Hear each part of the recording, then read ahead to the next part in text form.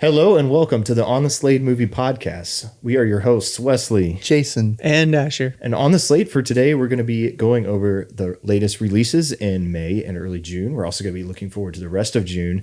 We're also going to talk about some movie news, and we will give you some recommendations of some things we've been watching lately.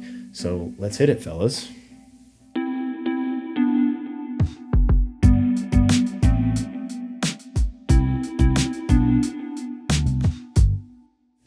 So, Jason, I like your new hat, by the way. Jason. Thank you. Jason has a new hat. I'm glad you guys noticed. Go Charlotte Hornets. You have a hat. What does your hat say? My hat says Philadelphia. Philadelphia, Pennsylvania. Guess what state we're in? You have a 1 in 2 chance. If you've seen our other episodes, you might get a better idea. Well, I have a shirt that says Wake Forest, so you can probably tell that we're in Philadelphia if you do that. So wait, Pennsylvania, that's the state. And if you're from England, let me know how many states do you know? Dude, I could barely tell you like 20 of them. He's an American. He can barely even say any of the states. Psych, I know all 50. He's an American. American, yes. American. All right. Well, today we're going to start with a shout out before we get into the meat of our stuff. I got to pull out the phone in the good old YouTube studio here for this. So, in one of our previous episodes, actually our most previous episode, we talked about Revenge of the Sith and we deep dove it. We argued about it for about 2.5 hours. And there was a short that was published on our channel, which is our most viewed short, by the way. So thank you everybody for checking that out. Thank you. It's at what? It's at what, like 4,000 right now? 4.1 thousand views. That's amazing. And basically in the short, I proposed the idea that Anakin's downfall was mostly his fault. And that's kind of what we were talking about. I don't even think we were arguing about that specific point. Maybe we were a little bit. I did push back on it, but that wasn't really the point of the conversation at that. I don't think it's in that part of the video. I think by the end of our conversation, we kind of settled on, like, it was kind of both of their faults, but I had more an emphasis on, like, Anakin was more at fault and you were more, I guess, on, like, the Jedi side of things. Yeah, I definitely think you like have this like position that maybe there's not so much sympathy for Anakin, I guess, as far as like the decisions he makes. You were like definitely is like you think he should have been better informed on how to handle that. I think is kind of how I. Yeah, and so I just wanted to read a comment from that short. That was just a small snippet of the whole podcast. So part of it's out of context, you know, if it's only a short. I was referring to Anakin was to blame for his downfall mostly. And so this is from at Rasali9120. So thanks for your comment. It was actually kind of pushing back on my point. It says, in my mind, Anakin had every right to be upset. At the start of the Clone Wars, he was given the rank of knight. And by the end, he was still a knight, even though he and his Padawan were crucial factors in the Clone Wars. Why was Obi-Wan raised to the rank of master for the same war effort? Admittedly, Anakin's attitudes afterwards displayed clearly that he was rightfully not ready to be a master yet, but the Council also showed its imperfections here as well. None of them were perfect, and in some ways they were worse than that version of Anakin. Yoda's leadership 100% led to the downfall of the Jedi. Okay, interesting. And there is no debate about it, yet Anakin didn't even get the benefit of a doubt when he's been exactly the tool the Jedi needed him to be whenever necessary, even at the loss of his student, his mother, and a proper family. Was he owed nothing? So that's a good comment. And yeah, I would say, yeah, I think that's a good rational way to think about it, because like you were being clear about like they're both at fault, but you kind of empathize more with Anakin than you did with like the Jedi side of things, which I think makes sense for like a viewing of the movie, right? Because Anakin's the main character, so you empathize with him. I guess just my perception was slightly different than yours. I don't think it's really that far off. I will say, bringing in the loss of a student, like that was not thought of at the time because that was from the Clone Wars. But regardless, thanks for the comment. I think he was owed more than what he got, but I can also think he was to blame for his actions. The Jedi were too. The Jedi were not great either. So, yeah. This also goes back to a conversation we had in the episode, but also we were talking about it more before we recorded. And Jason, you brought it up about the fact that, the Revenge of the Sith is kind of sitting on its own in terms of it being a movie. And then when it came out, we didn't have the Clone Wars yet, because the 3D animated Clone Wars came out afterwards. And so we didn't get all this context yet. And so we kind of jumped from episode 2 to episode 3. And I think if we would have experienced some of those things that they portrayed in the Clone Wars in the actual movies, I think our understanding of Anakin's frustrations would have been a bit more understandable, So, like, the Clone Wars are still canon, like you said, Jason, but it's like it could have been brought into the actual trilogy. Yeah. I need to be able to watch. For me, X stuff outside of movies shouldn't be 100% crucial, especially when it's coming out after something. Yeah. Because you're retroactively doing things to it. And it's for the better. Like, I love it. I love the Clone Wars. It's probably one of my favorite shows. But I think, for the most part, stuff outside of a movie needs to be just enhancements rather than necessary implements to the story, which is what the Clone Wars is. It is 100% necessary to kind of fill in the gaps that we feel. And we touched on that in the episode where we were like, we just think episode 3 needs to be at least an hour longer. Yeah. We just need that little bit more to really hammer home Anakin's arc in that movie. Mm-hmm. And some people, even in the comments of the short mentioned episode 2, and I think episode 2 does some things, but I think it still fails to really accomplish what Clone Wars ends up doing. Yeah. Clone Wars ends up doing what episode 2 should have done, in my opinion. Yeah. I think Star Wars, the saga really starts with Revenge of the Sith, honestly. I think that's a fair case to make. I mean, maybe it starts with Attack of the Clones. I mean, Phantom Menace has its cool moments, but in terms of story, I really think most of the legwork is done. To begin the saga in episode 3. And the other stuff just felt like prequels, but not part of the story, in a sense that Revenge of the Sith, in my opinion. However, thank you to Rasali for sending that comment in. Thank you. And this is not Revenge of the Sith episode 2 podcast, so we should probably back to back, baby. Put a pin in that conversation. Baby back ribs. But so that was a great episode, I think, in a lot of ways. And I think we both learned a lot about the movie just by rewatching it and processing through it together. Yeah. So that's why we do this. We like talking about movies. Yeah. All right. So the summer movie season has officially kicked off. It started with the release of Thunderbolts about a month ago. At the time of this recording, more than a month ago. Right around, didn't it? Yeah. It was right at the beginning of May. It was the first week of May. So we're right at a month. Yeah. And it's already out of theaters. What? No, it's still in theaters. They took it out May 30th, I thought. No, it's still in. Oh. I mean, I think its theater count might have dwindled a little bit. I saw an article. I'm spreading misinformation. I saw an article. It's okay, Jason. That said that they were pulling it from theaters out after May 30th. When we went to see Final Destination yesterday, it was yesterday, right? Yeah.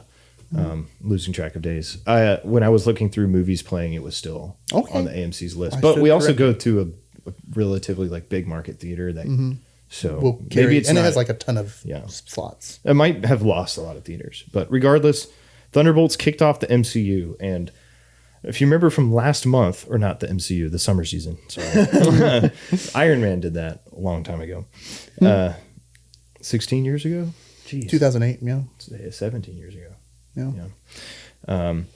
So if you guys remember, I made a top 10 summer movie prediction list.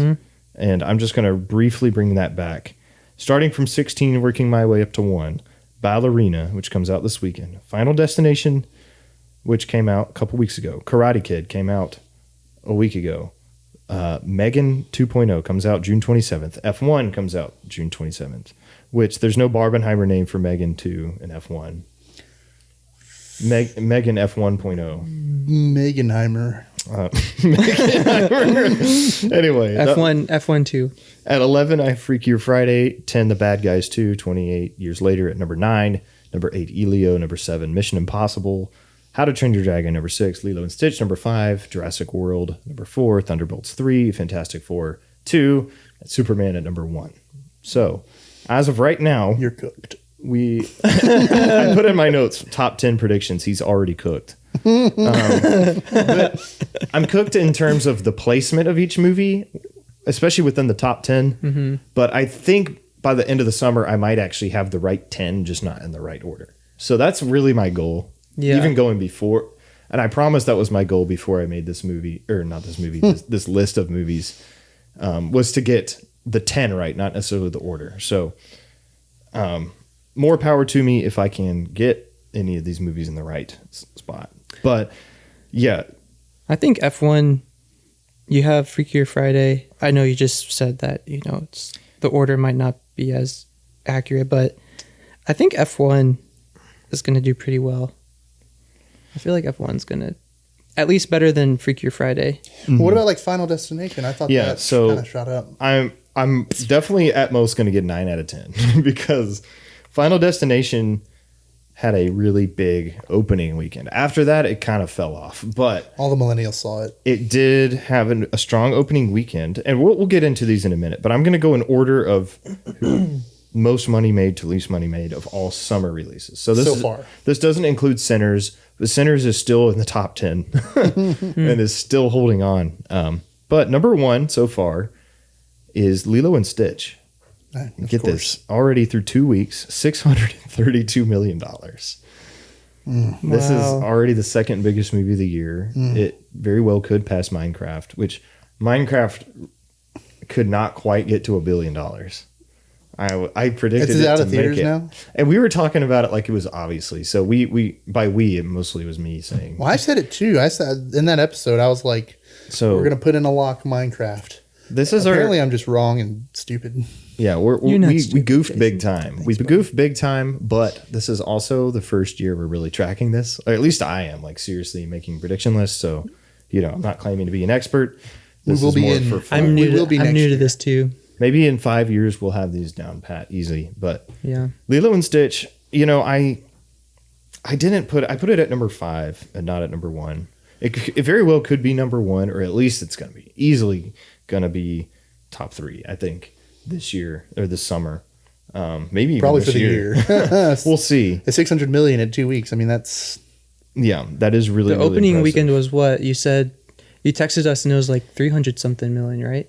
Or 200 something million. Worldwide, it was in that area. I can't remember exactly. So that means it didn't even drop off the second weekend. That's what I'm hearing. It didn't have a big drop off. No, I think it made like $70 million its second week. Domestically, I'm not sure how much it did. Internationally. But I have the total number in front of me here. It says $632 million. 7.0 IMDb, 53 Metacritic. Pretty standard for a Disney live action remake. But I think Lilo and Stitch has a lot of goodwill towards it. I think a lot of people. Yeah. I mean, I grew up, that's like a movie from my childhood, and I really, really enjoyed it as a kid. Especially my brother has all like he still loves Stitch, like the character. That's his favorite like Disney character. So nice. Good for Lilo and Stitch, I guess. Good for Disney. They needed a dub after Snow White. They need a dub. Does Disney need more money? Snow White might be did that come out last year? On our next Slateys. Oh, yes, true. That might win the Slatey that came out this year. Number 2 so far this summer, Mission Impossible: The Final Reckoning. It's not a big surprise. Not a big surprise. So it has so far through 2 weeks, the final Stitchening weekend. Okay. That's I'm laughing. That's what I call it. It's funny, guys. I promise. Mission Unstitchable. Mission Unstitchable. 7 point. What? I wanted to give it another shot. Thanks. You did it good last time. Yeah, that one was. Sorry, listeners. It's all right. You can stay there. Give the fans what they really want. 7.5 on IMDb, and 67 Metacritic. This one, I think, is kind of a middle of the road Mission Impossible movie. He saw it without me. Maybe a little bit on the. I literally went on a marathon to catch up, and he saw it without me. That's crazy. Anyways, what were I you didn't saying? know you were going on a marathon though. That's the thing. When I saw it, I literally brought it up a while. It's fine. It's fine. We're past it. I forgive you. and there's nothing. I'm not asking for I'm not asking for your forgiveness. Oh, hey, That's nothing to forgive, Jason. that's kind of rude. A grown man goes to see a movie, doesn't need to apologize for it. How about that? There you go. This guy, you wonder why we argue. Anyways, The bad thing about Mission Impossible though is a $400 million budget. That's like one of the most expensive movies ever made. I saw something That's like insane. Tom Cruise's, like, his contract was like a lot of that too. Like, Which makes sense. He makes the movies. He can decide who gets paid what, I guess. like most movies that make $400 million are like, that's a success. But this had a budget of 400. It hasn't even made that yet. Wow. This thing might have to make close to $1 billion just to like make money.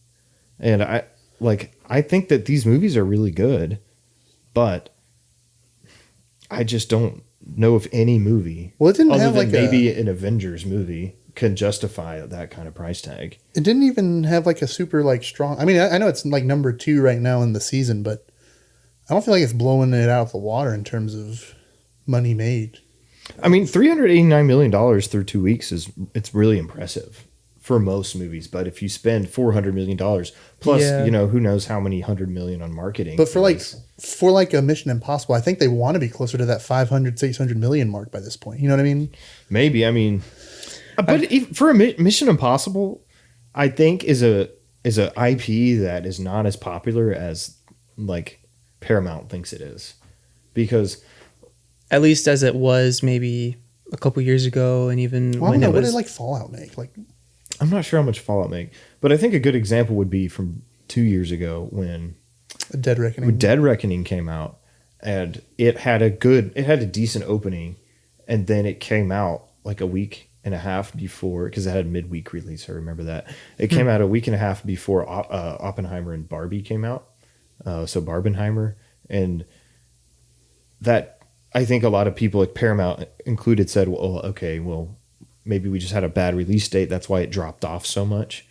But then this movie had a similar drop off. Well, which Barbenheimer didn't come out this time, right? This time it was Karate Kid. Like I don't think that's going to threaten that doesn't threaten your premium IMAX screens so but you are competing with Lilo and Stitch, but you still had a good opening. I mean, are you even really competing with Lilo and Stitch?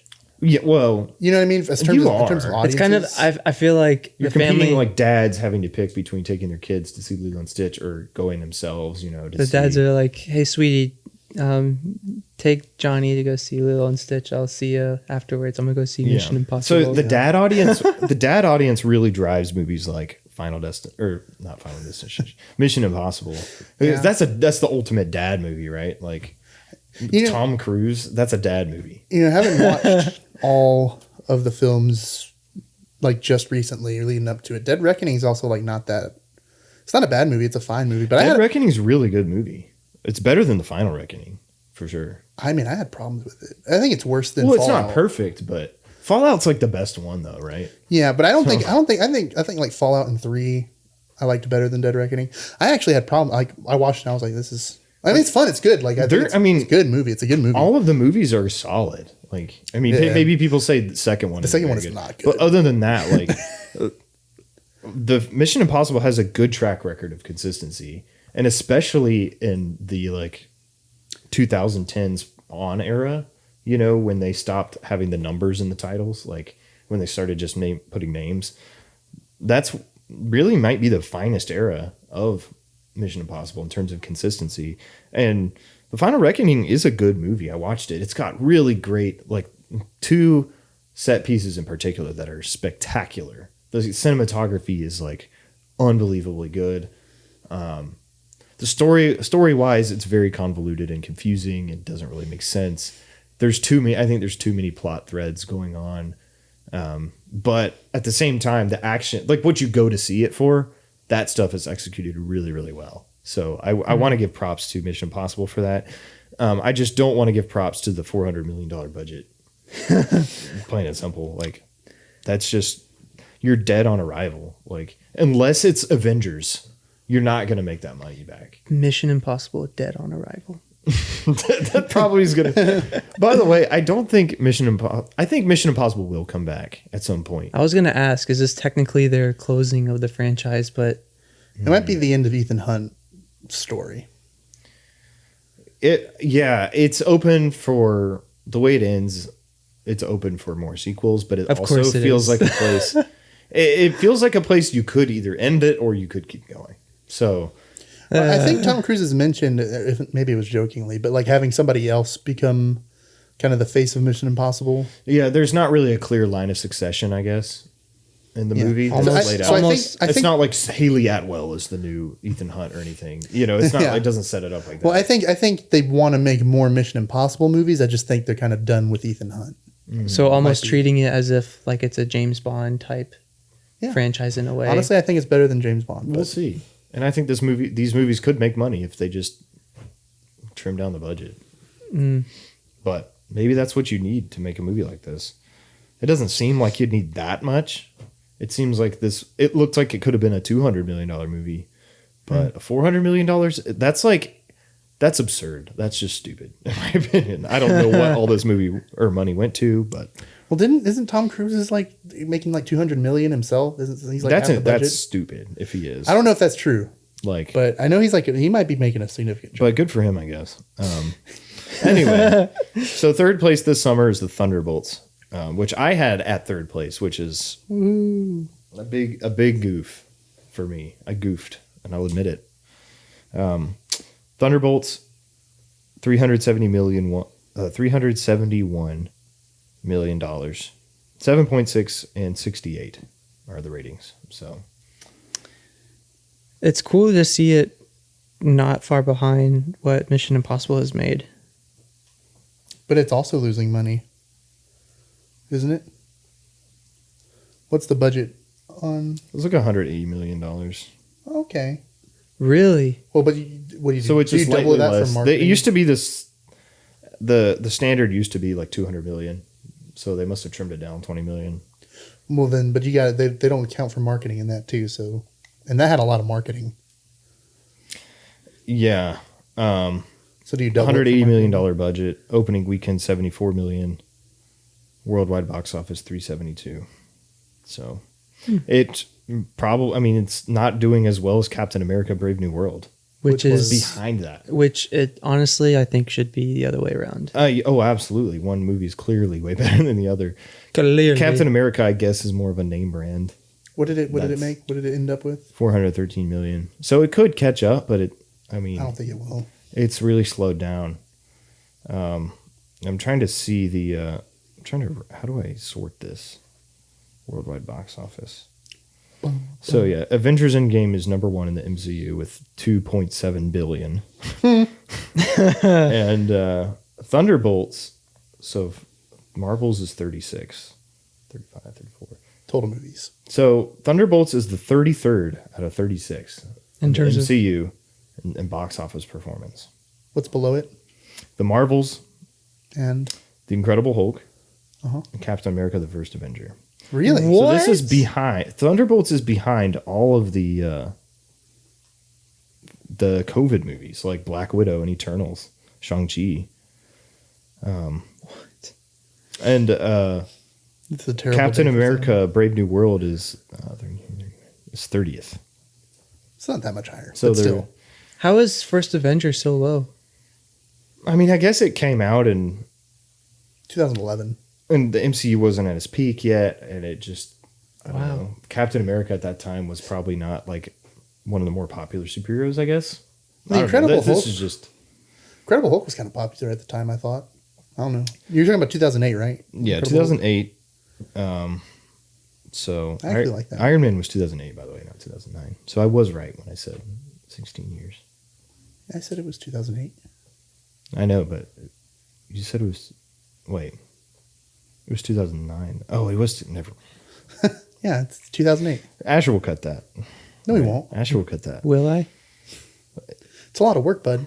It's a lot of work, bud. Bud. Anyway, yeah, Thunderbolt's a really big disappointment. I mean, I think it might be a profitable movie, but Dude, is this a major L for cinema? it is a major L. Is this the end of?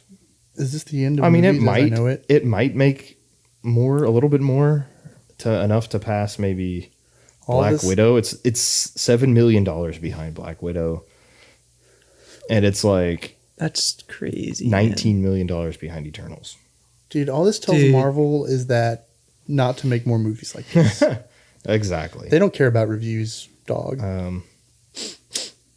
And the movie before not Black Panther. What am I saying? Black Widow. The movie before, what was it? Last year's movie in the MCU. Multiverse of Madness? No, that was like 3 years ago, 4 years Oh, ago. really? The last one. Oh. Deadpool 3. Deadpool and Wolverine. Yeah, Deadpool and Wolverine made A bajillion. No, last year's was Marvel's. No, last year was Deadpool and 1.3 Wolverine. billion. And Marvel's. Marvel's didn't come out Marvel's last year. was 2023. Whoa. Okay. Last year was the single. only 1 year or one movie for the MCU last year. Oh. So, and Deadpool and Wolverine is number 6 right now in the with MCU. $1.2 Is it, billion dollars. is it $3 technically MCU? Oh yeah, for sure. It's the highest non-Spider-Man and non-Avengers movie in the MCU. Are they counting the other two Deadpools as MCU movies? Mm-mm. So why are they now counting the third movie? Because Disney owns it now, and it's official. Because they brought in like the TVA. It's canon. They brought in the TVA. It's canon to the Marvel universe. The Happy Hogan shows up in one scene. Yeah, they have MCU characters. But in it really feels more like a Fox. Fox X-Men movie, which I think is a good choice. So Final Destination Bloodlines, $234 million, the box office. I don't know if it's really going to do much more. Did that have a budget of peanuts? I think it's gonna get close to 300 million probably for its Final Destination. You're At the box office. Hey. You're so funny, dude. Me and Jason saw it. Jason liked it. I didn't like it, but it's not like I'm opposed to like how they made it. It's just like I don't see the point personally. But Jason does see the point, and I'm happy for him. And I'll let you talk about the quality of the film. Yeah. So what was the budget really quick? It was like 50 million. It was really low. So peanuts. Or mid budget. So it made its money back. Listen, folks. Listen here, Hollywood. You can clearly make movies that look decent for peanuts and like bolts and nuts. So start doing that, please. And you can make all your money back instead of spending $400 million on Mission Impossible. Anyways, so Jason popping off. So Final Destination, dude. I like those movies. I haven't seen every single one. I don't know if there's really a point in seeing every single one, but I've seen a couple of them. And I'll be honest, it's just dumb fun. Morbid curiosity, I guess, maybe more than anything. I think it does a really good job of just setting up these really tense, like, how is it going to, someone's going to die, you just don't know how. Yeah. And to me, that's fun. And I was talking to a coworker of mine, shout out to Conley, if you're listening. What's up, Conley? Conley. We were talking about it. I talked actually today, how I'd seen it. And he's kind of like more in your boat and probably your boat too, where it's just not something he'd ever watch. But I was like, man, here's my thing with like violence, like overt violence in movies. See, you got three kinds, I think. You got the necessary violence that like to tell a story. You got self-aware violence, which is I think where Final Destination falls, where it's a little more humorous. It's not like a comedy or anything, but it's just a little bit more humorous. It knows what it is. And then you got needless violence or violence that doesn't serve any purpose at all. So something like The Boys, which I loathe. And The Boys and Final Destination probably have similar levels of violence. I think The Boys is like way worse. It's like way more disgusting. And it's also for no reason at all. But Final Destination, it's like you watch the movie, they understand what they're making. Yeah. They're making a movie where we murder people. It's self-aware. And they're not taking themselves seriously. They don't think they're not, they don't believe they're making some sort of commentary or pushing some sort of like idea. You're not looking any deeper. It's just, hey man, what if this guy got sucked into an MRI machine?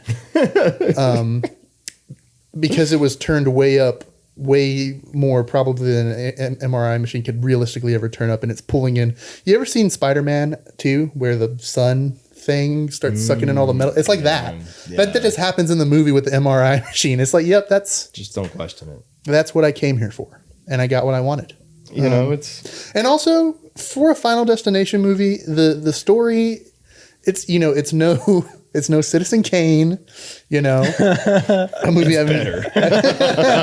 It's no Citizen Kane, a movie I've never seen. Admittedly, it's probably not going to top anybody's best movies of the year. It's not. It's probably not going to win a Slate, but it is. It might get a rule. Or an Oscar. It might get a rule.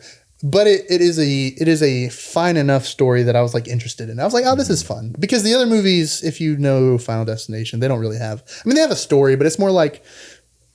There's people with things going on in their lives, and I don't care. This one, it's like, I kind of care, but then everybody gets, well, I won't. Anyways. Yeah. So Final Destination, a box office success. I had it at rank 15 out of 16 top summer movies.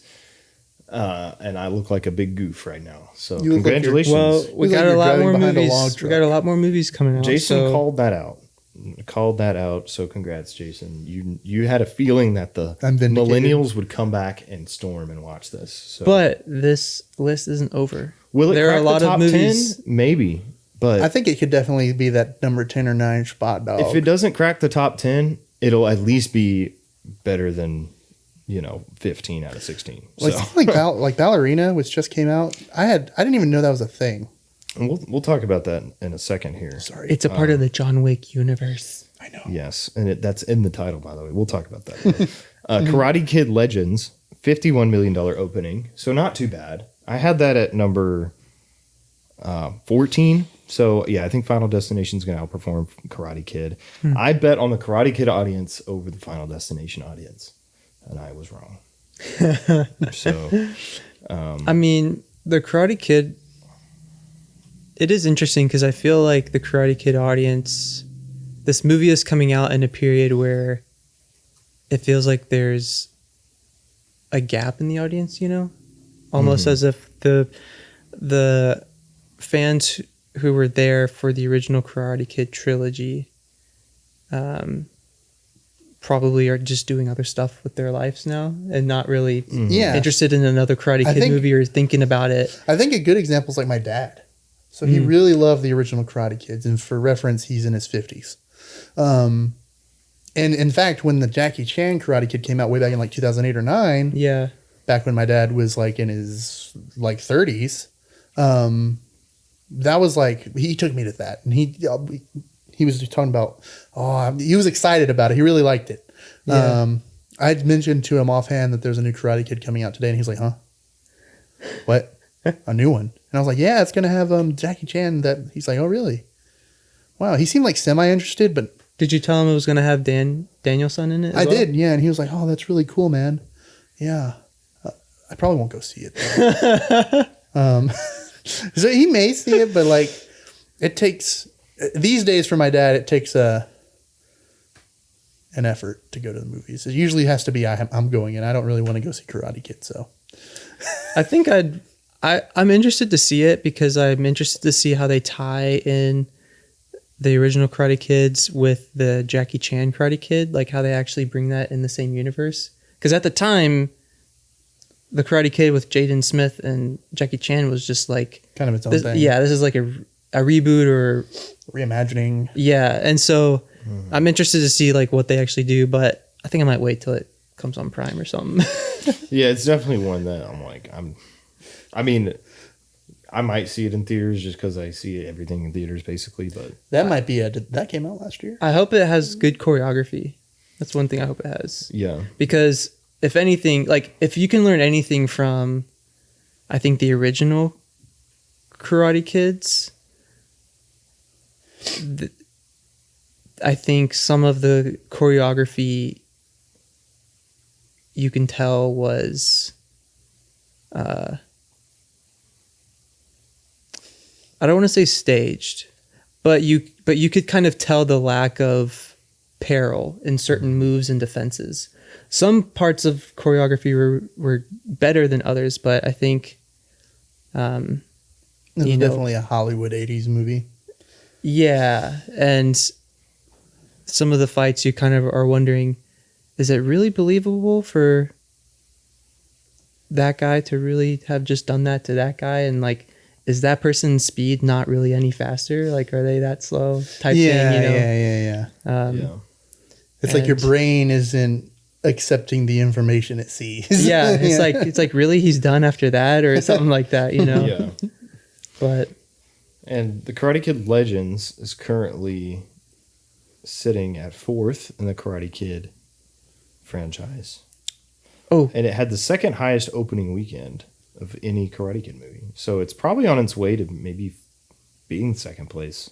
But are we accounting for inflation? I mean, all those movies are like old. I mean, this is not adjusting for inflation. This is just purely the numbers. Can I guess the top 3 Right that now. are ahead of it? Yeah. Oh, wait, no. Like, you're saying this one is number 4 It's right now as of in all of the 4 Karate in total Kids. worldwide box office in the Karate Kid franchise. So, is the first one the original Karate Kid? Wait, I'll make my guesses first. First one is original Karate Kid. I'll say second one is Karate Kid Part 2, and I'm gonna say the third one is the Karate Kid with Jaden Smith. I'm gonna go with can I guess? I'm gonna say the first one is Jaden Smith because it came out in 2009. 10. Whatever. And then it's the original Karate Kid. Then it's Karate Kid Le Deux. Neither of you are right. What? So number one, We're slow.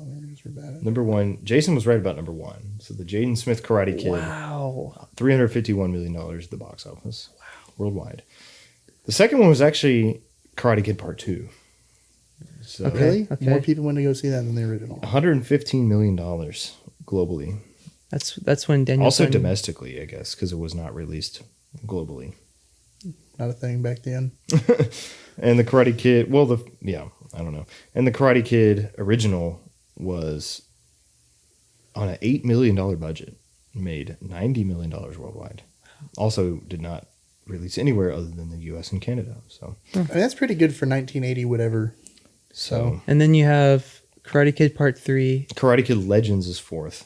And then already after 1 week. Yeah, that one. But then the other movies are Karate Kid Part 3, and then you have the next Karate Kid, right? Yeah, that's correct. In that order, Karate Kid 3 made $38 million globally, and the next Karate Kid made $15 million. So I wish they would adjust these charts for inflation because it's just. I think there are tools you can do. I just Well, don't know how to it's do tedious to do it manually, but I think it's just we're not really getting a good picture of the original Karate Kid making $90 million on an $8 million. Like, I don't think that, like today, that's like awful. But in what year did it come that. out? Well, still, I mean, $8 million budget making $90 million. You made yourself many millions of dollars. Yes, technically yes, but making only $80 million today, period, For a franchise film, definitely, yeah, that's is like, you know. Yeah. But I imagine in what year did it come out? Like, The first one, I keep asking. the original one, Yeah, 1984. 1984. Then 86 for number 2. Number So, like, 3 was 89. You know, $80 million in 84 is probably close to like $200 million today. So, Next Karate Kid was 94. The Karate Kid Jaden Smith 2010, and the Karate Kid Legends 2025. 2025. Wow, 2016. And then in between that, you have all of the Cobra Kai stuff, which I guess, did that really generate an audience? So it started out as a YouTube thing. when YouTube Red or Originals was a thing for like one season, and then it became a Netflix thing after YouTube was like, hey, we actually don't want to do this anymore to like all their original content. And Netflix bought it. That was a brief moment in history for YouTube. A very peculiar time. They're experimenting with things and didn't work out, I guess. It worked out for some of their things because I think Cobra Kai is like semi-successful. The thing is, though, is like my entire perception of it is like usually like memes about it. Yeah, it's like making fun of it because it has like some really like interesting and cheesy dialogue. But I'm also told that like that's from like the later seasons and that the original seasons were a little bit more serious. So I don't know. I'm probably never gonna watch it, just because it's like I like the idea of telling the story of Johnny, whatever his name is, Johnny LaRusso or whatever. No. LaRusso is the main guy. Oh, that's Daniel. LaRusso. Johnny is I'm pretty sure his name is, I don't know. Yeah, his name is Johnny. The villain of the first movie. Not even the villain, the antagonist. So I like that idea that you're telling a story about him as an adult. Like, that's all fun. But also for something that's gone on for like a few seasons now, it's like, how much longer do you need to tell this guy's story? It's like, I feel like a 2-season thing. I don't know. I do not know. Yeah. I don't know. Well, the next... So those are basically the main ones for like contenders for like top 10. But also some other notable movies that came out. Friendship, $13 million so far. I saw 7.5 and 72. Sorry, you can say that again. I cut you off. No, you're good. I was just saying 7.5 on IMDb and 72 Metacritic. So good reviews. Wow. For Friendship. I saw one YouTube teaser for this, and it was like an ad before the video that I was actually gonna Are you sure you didn't also see a teaser when we saw? No. Maybe? Yeah. Or So it was interesting because the teaser is very like this movie seems very self-aware, and like the teaser was, so like what I heard and saw in the teaser, one guy was like, "I don't want to be friends with you anymore." And then it's played off to be super serious and dramatic. And then like the teaser leans into that, and you even have a deep male voice talking about the movie, saying like, "Friendship is the movie of blah, blah, blah, blah, blah." And like you'll see images and like text pop up. And it was very interesting and kind of funny because I like how it was very self-aware, it seemed. And it was just making a very non-dramatic issue be very, very dramatic, almost like you think this movie is about like a murder or something, but it's not. It's just like, at least if that's what I gathered from this. There might be more to the actual story, but the guy playing a opposite of Paul Rudd, I don't know his name, but he's like a comedian, and he's like Tim really Robinson. Is that his name? Tim Robinson. He's like super funny. At least in the stuff I've seen. He's on the Netflix series I Think You Should Leave. Oh, okay. And he's got a very loud kind of comedic style. I feel like that's a prequel to Friendship. I Think You Should Leave. So it looks interesting. And then another movie, which some people are saying is like one of the scariest movies ever made, called Bring Her Back. It's the second movie by the Philippou brothers, who I think were YouTubes. They were YouTube. What do you call them? YouTubers. Yes. YouTubers. I can't talk today. But they made a movie a couple years ago called Talk to Me, which I've seen. Which apparently was one of like the best horror movies that year, and it was good. Now they're coming out with Bring Her Back, which is apparently one of the scariest movies ever. That's what people are saying. I gotta go watch that. I think that may be overhyping it a little bit, but considering I haven't seen very scary movies, if I watched it, it probably would be the scariest movie I've ever seen. I think every scary movie you've seen has been with me. Yeah. Horror has been a late development in my life. It is not anything I did growing up. It's been just part of being friends with Jason, I guess. Yeah, Jason drags me along to Smile and Long Legs. Long Legs was one of my top movies of the year, though, that last year. Told you, dude. There is beauty in the scary. Yeah, but sometimes there's not. Well, there's like Nosferatu as well. Nosferatu was really good. That movie was freaky. That was freaky. Hey. Speaking of freaky, So Bring Her Back made Friday. $8 million. Freaky Friday. We'll talk about that too. Bring Her Back, $8 million, 7.6, IMDb 75. So the Philippou brothers seem to be successful filmmakers. Philippou. When are we going to be successful filmmakers, guys? Bro, we will be one day. When Asher hires us to make a movie, which we even talked about making a short film. yeah, we brought it up. That would be fun. We should do it.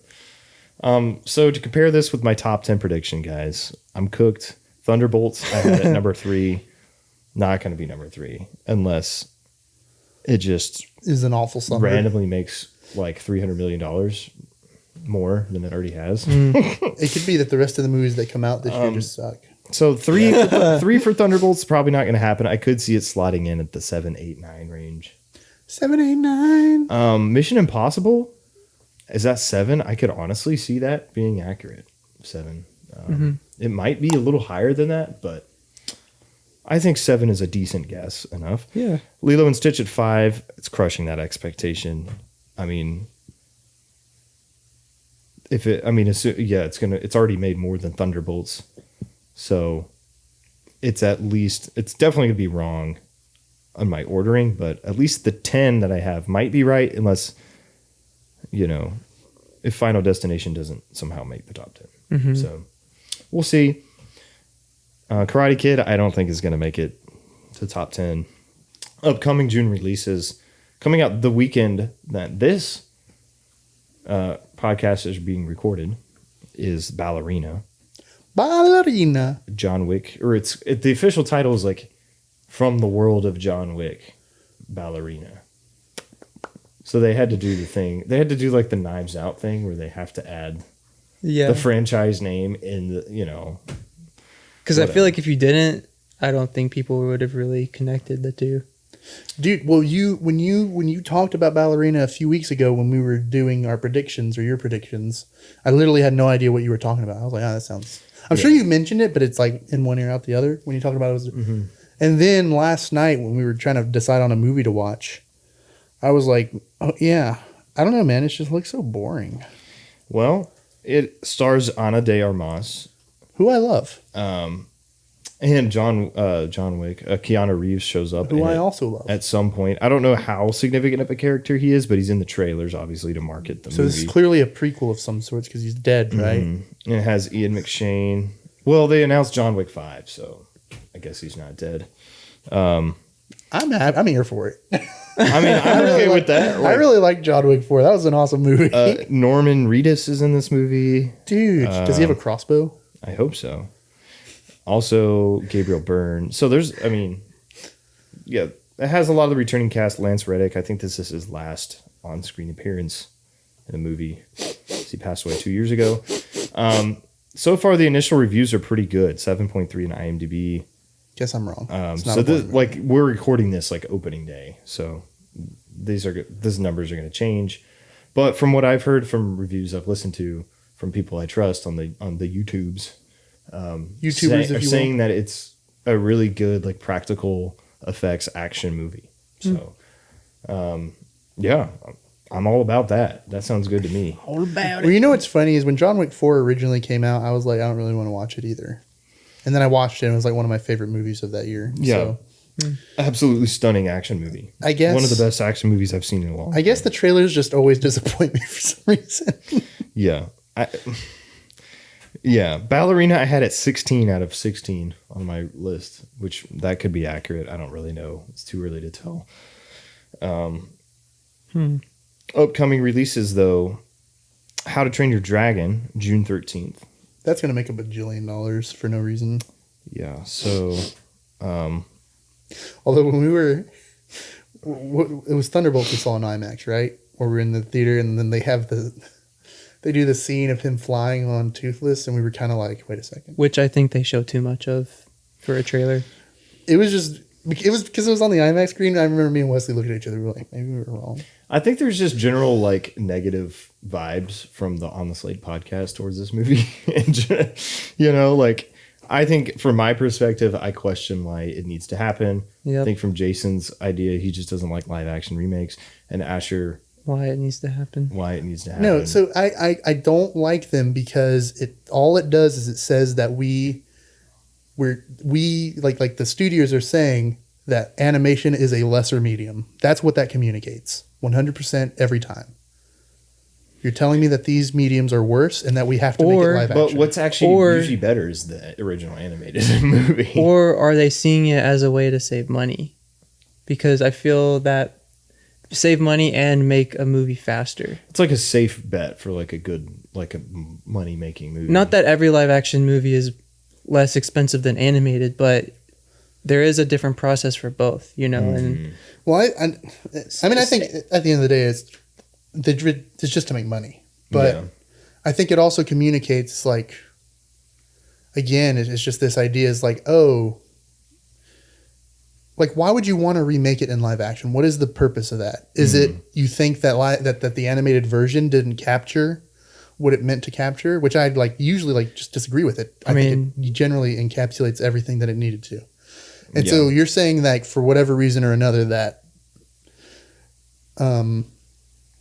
that the medium of animation simply just is not as good as just doing it live action, which I disagree with. And I think, but that's the reason we make movies out, like books out into movies, is because a book, unfortunately, is, as far as visually engaging someone, is obviously worse. You're reading. It's only imaginative. Yeah. So I get why, unless there's pictures. I get why you want to adapt a movie or a book into a movie, because you're visualizing everything for everyone. Yeah. And I guess, people have their own ideas in their head and they kind of get ruined by, like, I've experienced it. But to me, that's okay. That's cool because it's completely different. A book and a movie are just completely different. An animated movie and a live action movie are not completely different things to me. They're all movies. So it just seems like you're kind of like raining on animation. It's like, actually, we want to make this, but with real people in it. And that brings up something I think about, is that when you first create an animated movie, usually with animated movies, your characters are leaning into that. Like, you're not trying, unless you are trying to make it photorealistic, you're not trying to make these animated characters look actually proportional to human beings. Like, they accentuate the eyes or the way a person's upper torso looks or something because it's animation and it's fun and you can do that. And the way they move, there's I guess an art to the way they animate movements in movies. Yeah, and it's always unique to them. I think of Lilo and Stitch and then the new movie. And I just think about how fluid Lilo and Stitch looks. And I know I get the Stitch model in the new movie looks great. But the human characters in the original animated movie, they move in a certain way. It's like, they're not floaty or anything, but they just seem like really smooth, and it's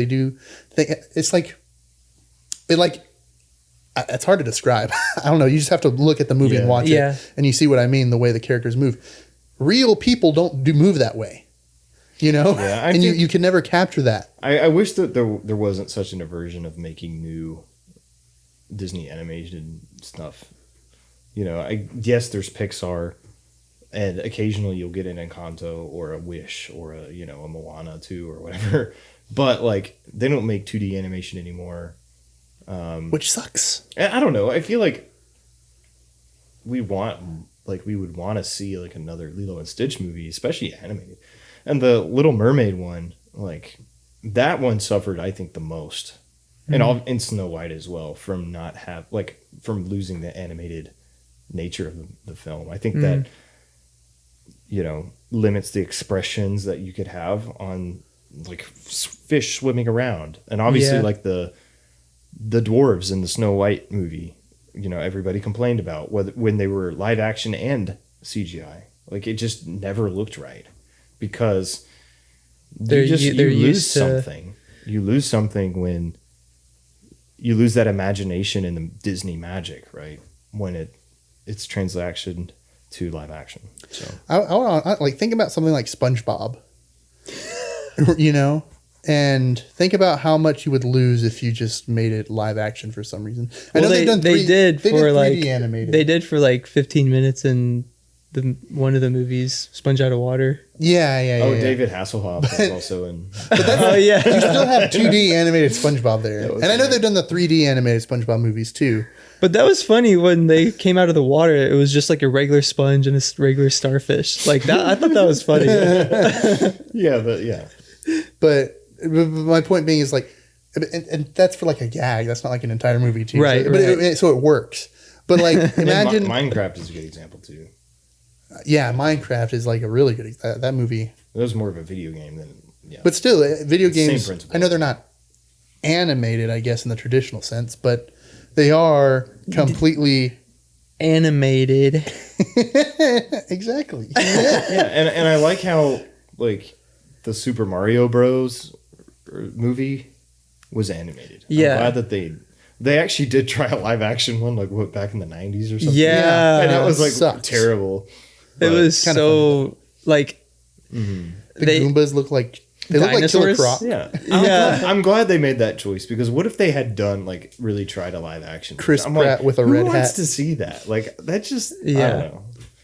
But anyway, I feel like a better Nintendo is very clear. Like I think with You are not making a live action. I've heard rumors about a live action Zelda thing, but I'm like, ooh, dude, if we get a fully animated Zelda movie, I would love an that would be so I wouldn't cool. like a live action. Which one would you tell? Because isn't every game like a different timeline? That's true. I felt like if they leaned into what's the one, Secret of the Winds or something, where you can just run around in Breath the of the grass a Wild? lot. Huh? Breath of the Wild? Yeah, I feel like if you leaned into that storyline or that timeline or whatever it is, I know very little about Zelda. Me too. You could do a lot. I think you could do a lot with like the audio and the visuals of the movie with that one. Yeah, I that agree. would be awesome. There's rumors about it. I don't know if it's been confirmed. I'd have to look it up. 28 years later comes out June 20th. I am excited the for same that day one. as Elio, which is the next Pixar movie. Elio is not one that's drawing a lot of hype, but it's an original movie, so we should all go see it because it's original content. We like original content. We're tired of seeing a 2 or a 3, some sort of number or franchise.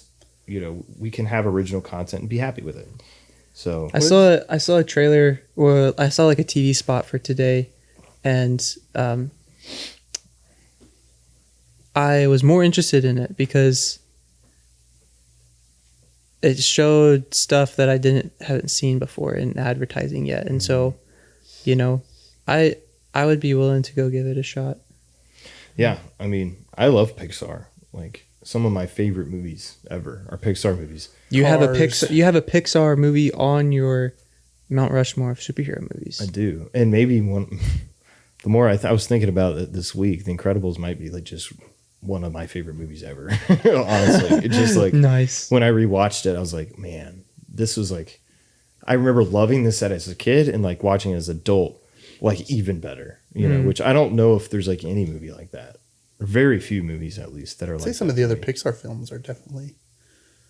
Yeah, I mean, not to that extent. I but need like to do a rewatch of a lot of Pixar movies. But Pixar-a-thon. Elio, I'm not sure if Elio will reach those heights, but I mean, if anyone's earned benefit of the doubt, like It's Pixar. right? Like, yeah, Pixar. they've had some like Cars 2s and some light I like years, Cars but 2. most of their movies are either. I mean, a lot of their movies are all-time greats, and at worst, okay, well, not at worst, but most of the movies are at least good, you know. Well, but many more of them are like amazing. And there's like maybe 2 or 3 that are just like, that's actually not a good movie, you know. Also, does anybody remember the movie Planes? It's not a Pixar movie. It's not technically Pixar. It's from above the world of Cars. But I saw it in theaters. I never seen it, but I just don't know why I thought of that, and I was like, It's not a very good movie. that's a movie that exists. There's 2 of them, right? They made 2 of them. Who the made second it? one might have gone direct to DVD. Who made it? It's Disney. I Disney think it was made just Disney Animation. It's just not Pixar. But Pixar's like, nah, we're done. Like we don't want to do that. Yeah. Well, so my brother was a huge Cars fan, and so by extension, I'm kind of fond of the Cars property. So we watched everything when it came out, except for Cars 3. I think I've never seen that movie. Just because it kind of came out after the point of me watching Cars movies. But I think you would find maybe a small form of appreciation if you saw Cars 3, at least with the story. But we went to, because of that, we went to go see Planes when that came out. And at the time, I think it was fine. But when I think back on it, I'm like, man, that is a weird, it's like a fever dream of a movie. You know?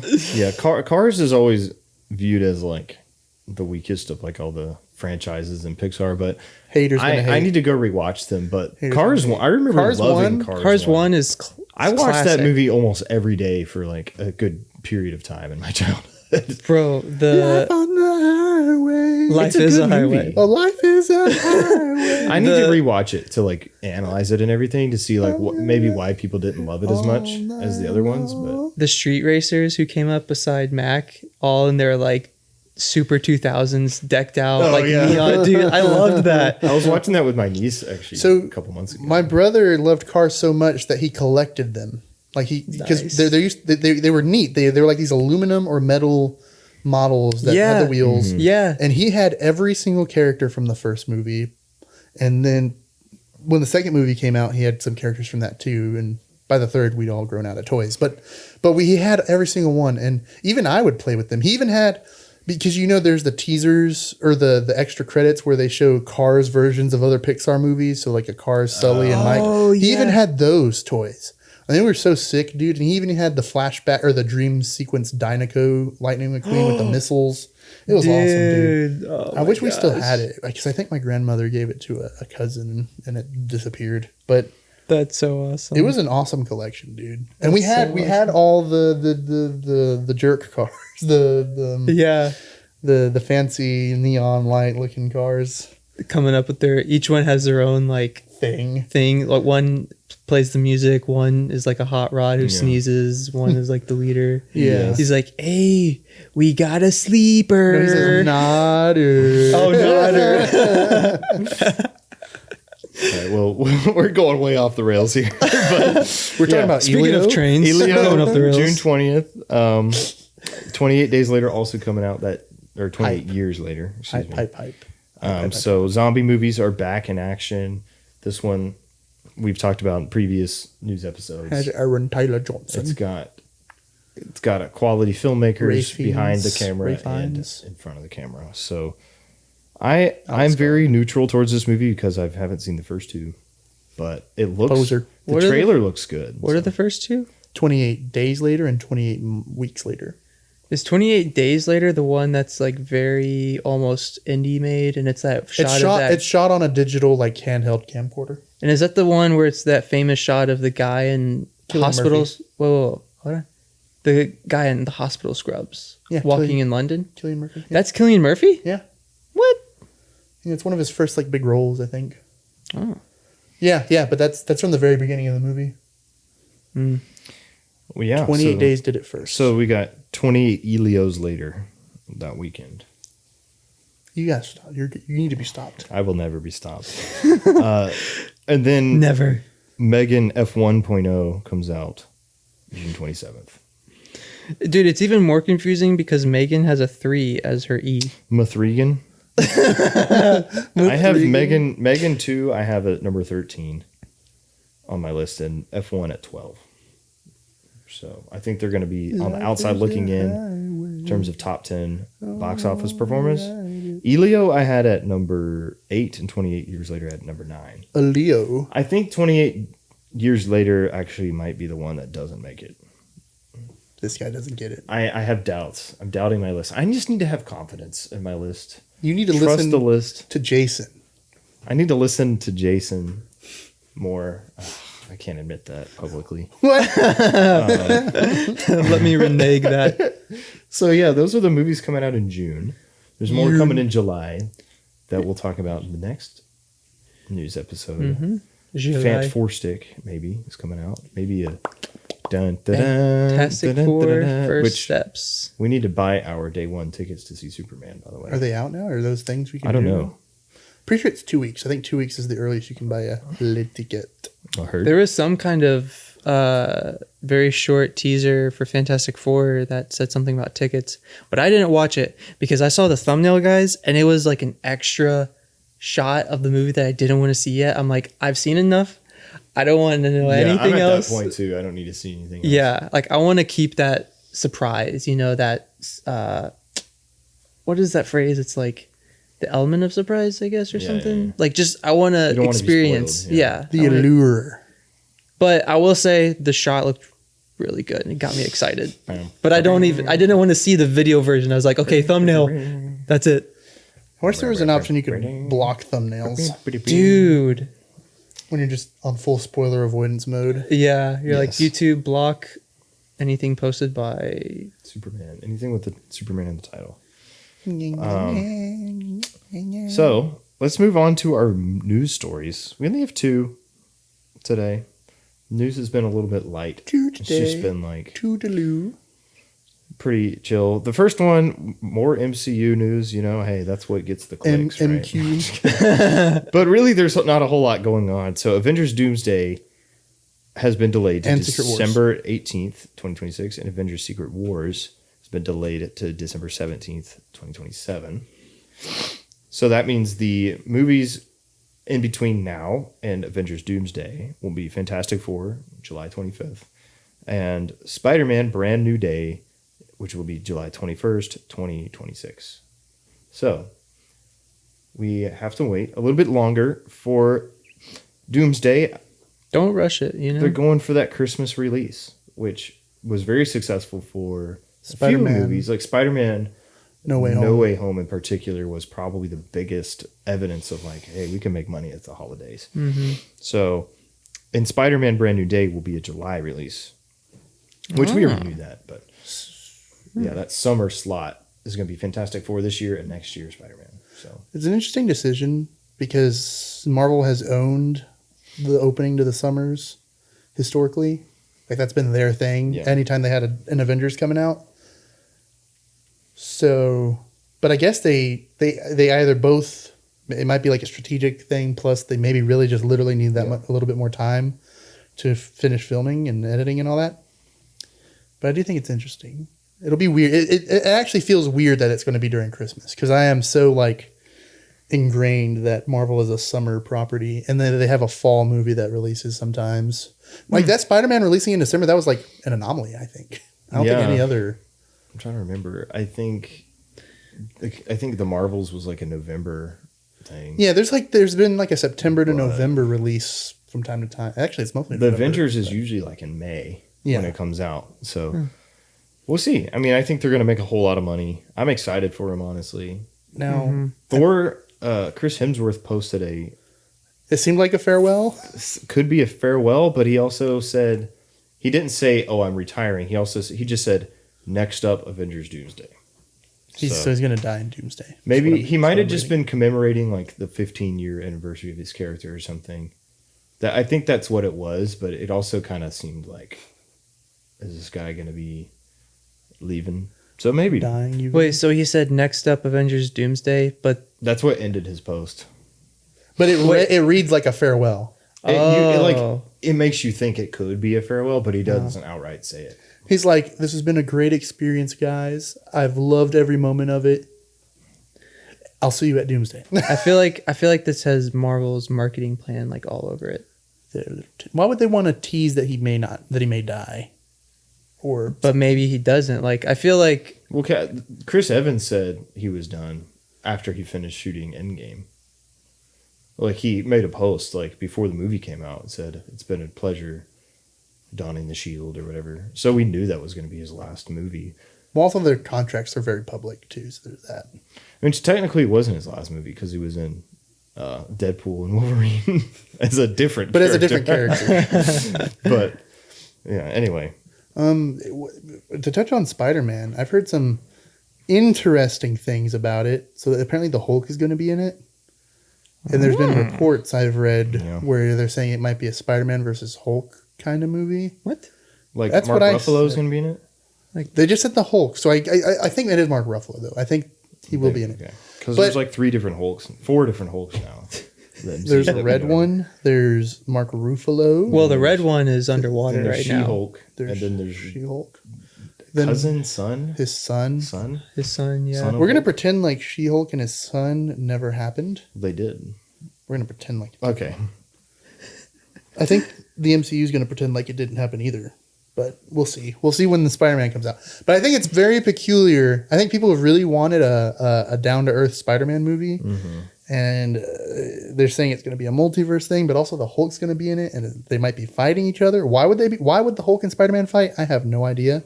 I guess Spider-Man fought Doctor Strange in No Way Home, but that wasn't a Spider-Man versus Doctor Strange movie, though, either. It's just they happened to fight incidentally. Well, that's like Doctor Strange was trying to keep him from doing something. Yeah. And Spider-Man's like, no, I'm going to take this little cube. I need it. To me, that's less that they have a conflict with an actual like grievances. Yeah, it's like a more playful approach. It's like he's like, you're being annoying, Peter. Yeah, yeah. Get your... Which when Peter like uses science and math to like trap Doctor Strange in the webs, and that was a cool scene. Neat. So it's all rumors. I don't know, but it makes me feel it's like Marvel does. Like they release Thunderbolts and they buy back a lot of trust with me. I know I'm weak. I get it. The moment they give me something nice, I'm like, ooh, yes, shiny. But then I hear gimme, and I'm like, man, it's not even my. Tom Holland isn't my favorite Spider-Man, but I do love his Spider-Man. Yeah. And Spider-Man's really important to me. So it's like just mucho important. Which is it's like. I should trust them because every Spider-Man movie they've released has at least been enjoyable, even though I don't really like, what is it, Far From Home, the second one? Fart From Home? I'm an enjoyer of Spider-Man 2, of the Tom Holland Spider-Man 2, but I think it's got a lot of issues. So. But I still have fun watching it. I still have fun watching Spider-Man spin webs and swing around and stuff. And Jake Gyllenhaal's cool. Jake Gyllenhaal's really good in that movie. Anyways, we don't have to get into it. So it's not like they've disappointed me in the past with Spider-Man overtly, even though like I said, but it's just like get it right.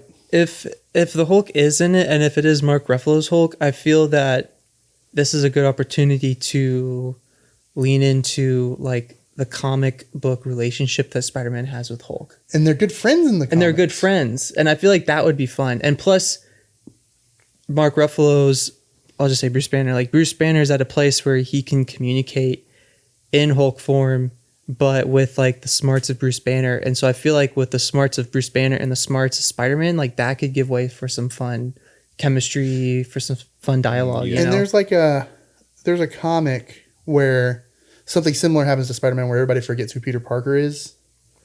And I guess by extension, Spider-Man. And Hulk remembers because Hulk wasn't out. It was Bruce Banner who was out when the spell went off or when the event went off. I don't know if it's still a spell in the comics or whatever. So when Hulk reemerges, he never was affected by it. So he remembers who Peter is. And they have like a moment there too. So it's like, I wonder if they're going to play into that. But it's like, if they're going to do that, then why are there maybe rumors that they might be like fighting each other? Because really, I think they work really well together as like, allies. But they haven't really interacted that much, right, in the MCU yet. I don't think they've even had a scene together. I mean, they were both on the battlefield and Endgame. Yeah. But that's not like I don't think they've ever shared a scene where they're even like next to each other. He was like, "There's an Ant-Man and a Spider-Man." Oh, Mark Ruffalo said that. Yeah. What was that? No, that was the Falcon. No, that's Mark Ruffalo said that. I can't remember what movie, but he said. You mean there's an Ant-Man and a Spider? It might have been like Infinity War. No, because I thought it was in Civil War where the Falcon was like, because he was like talking to Black Panther and he's like, we got all kinds of. No. Whoa. So no, he the might Falcon. Have said that, but I remember Mark Ruffalo or like Bruce Banner was like, I think it was in Infinity War. He's like, you're telling me there's an Ant-Man and a Spider-Man? It was like a Marvel one-liner. Yeah, I feel like I can. I think it was Infinity War. When they're talking to Doctor Strange and all that stuff when he first lands. Is it during that? I think it's in that scene somewhere. But the Falcon part is when he's running with Bucky in the airport and Spider-Man swings in and the Falcon goes, everyone's got a gimmick now. Yeah. Yeah, you're right. So I guess they hadn't met until Infinity War, which they would have. No, they didn't meet in Infinity War. They did because Peter dusted. Oh, that's right. Well, but they don't because Bruce Banner got zapped to Earth, and they're fighting. Did they meet in that brief exchange? Because I think Peter saves him. Peter got on the ship that was flying away. Well, so Bruce didn't get on that ship, did he? No. Bruce stays on Earth and he fights in Wakanda. I don't think they were both met. in the same city at the same time, but I don't think they had it. Well, I'm pretty sure that he stops that giant claw thing from the big dude from hitting Bruce. No. He stops it from hitting Iron Man. Oh.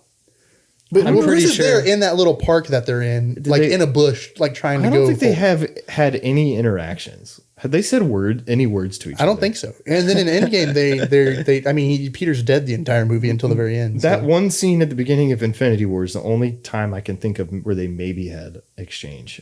And I don't think they did. They didn't, because they go out into the street, like the Hulk and the Doctor Strange and Wong and Iron Man. They go out into the street and they fight Ebony Maw, who's the telekinetic one, and then the other guy whose name I can't remember, who's like Grey Hulk, I guess, for simplicity's sake. And they're fighting him.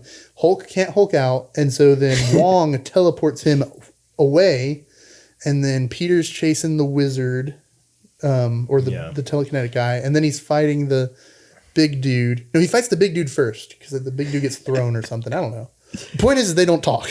They don't interact. Man. They may have in the big fight scene in Endgame. I don't think they did. Did they? No, because Hulk is injured during most of the Endgame. I'm Googling this. I think in Endgame, they're both in the same setting twice. In the Endgame battlefield at the end, and then also at the funeral. But I don't think the movie ever shows them interacting. Yeah, I don't think they stand next to each other or talk to each other. Isn't there a joke like someone said, hey, I saw so-and-so at the funeral, but I didn't want to say hey because I thought it would be uncool because it's a funeral. He also hasn't met Thor either. Peter? Yeah, he hasn't met. Yeah, that's right. He hasn't talked to Thor or the Hulk. That's crazy. He's probably had minimal conversation with Black Widow. Hawkeye. They're on the same team. Well, he won't have any conversation with her in the future. On account of her being dead. Well, yeah. Thanks for the clarification, Jason. So Spider-Man met Captain America, Black Widow, and Hawkeye in Captain America Civil War. Hawkeye and Black Widow never interacted directly with Spider-Man, but Hulk and Thor weren't present at all. Wait. Spider-Man and Black Widow were on the same team for Civil War. So he hasn't met a lot of these guys. Yeah. So, I mean, obviously he's met Iron Man. He's met Captain America because he said, what borough are you from? Brooklyn, Queens. Brooklyn. Yeah, he hasn't. I don't think he said any words to Thor or Hulk. Wow. This could be interesting. So, given that Thor is going to be in the A movie coming up. That is a very random piece of MCU trivia. Did we just crack into something that no one else has yet? Well, I was looking at Screen Rant's page for the confirmation, so they also cracked into it. But we cracked into it as well. We just made the crack bigger.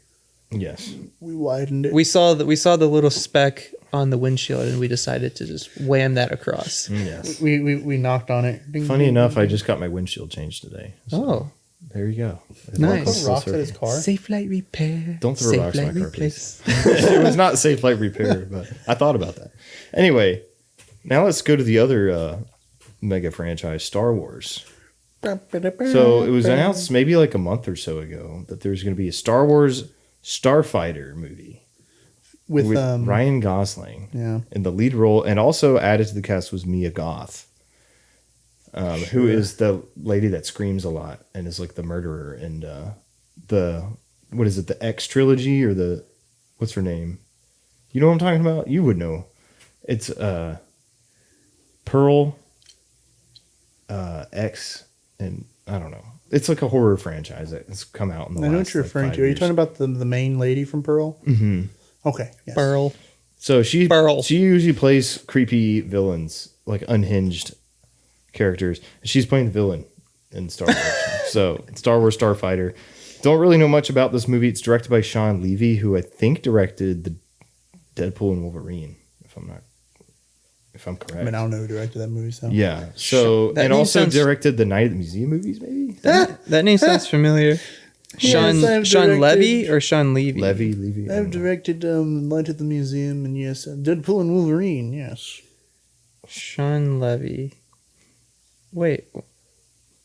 Why didn't it just... Yeah, and this movie's coming out in 2027. Dude, Sean Levy. Sean Levy. Dude, is this the guy from Spy Kids? I don't know. Did he play Floop? Floop? Could you imagine?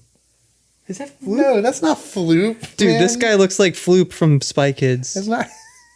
You know the I guy know- who Junie saves? Yeah, I think so. So Sean Levy has directed Deadpool and Wolverine, The Atom Project, Free Guy, Night at the Museum, Oh, it looks like he's done a... Real Steel. Dude, it looks like... Sorry, keep going. No, that's Wesley. all.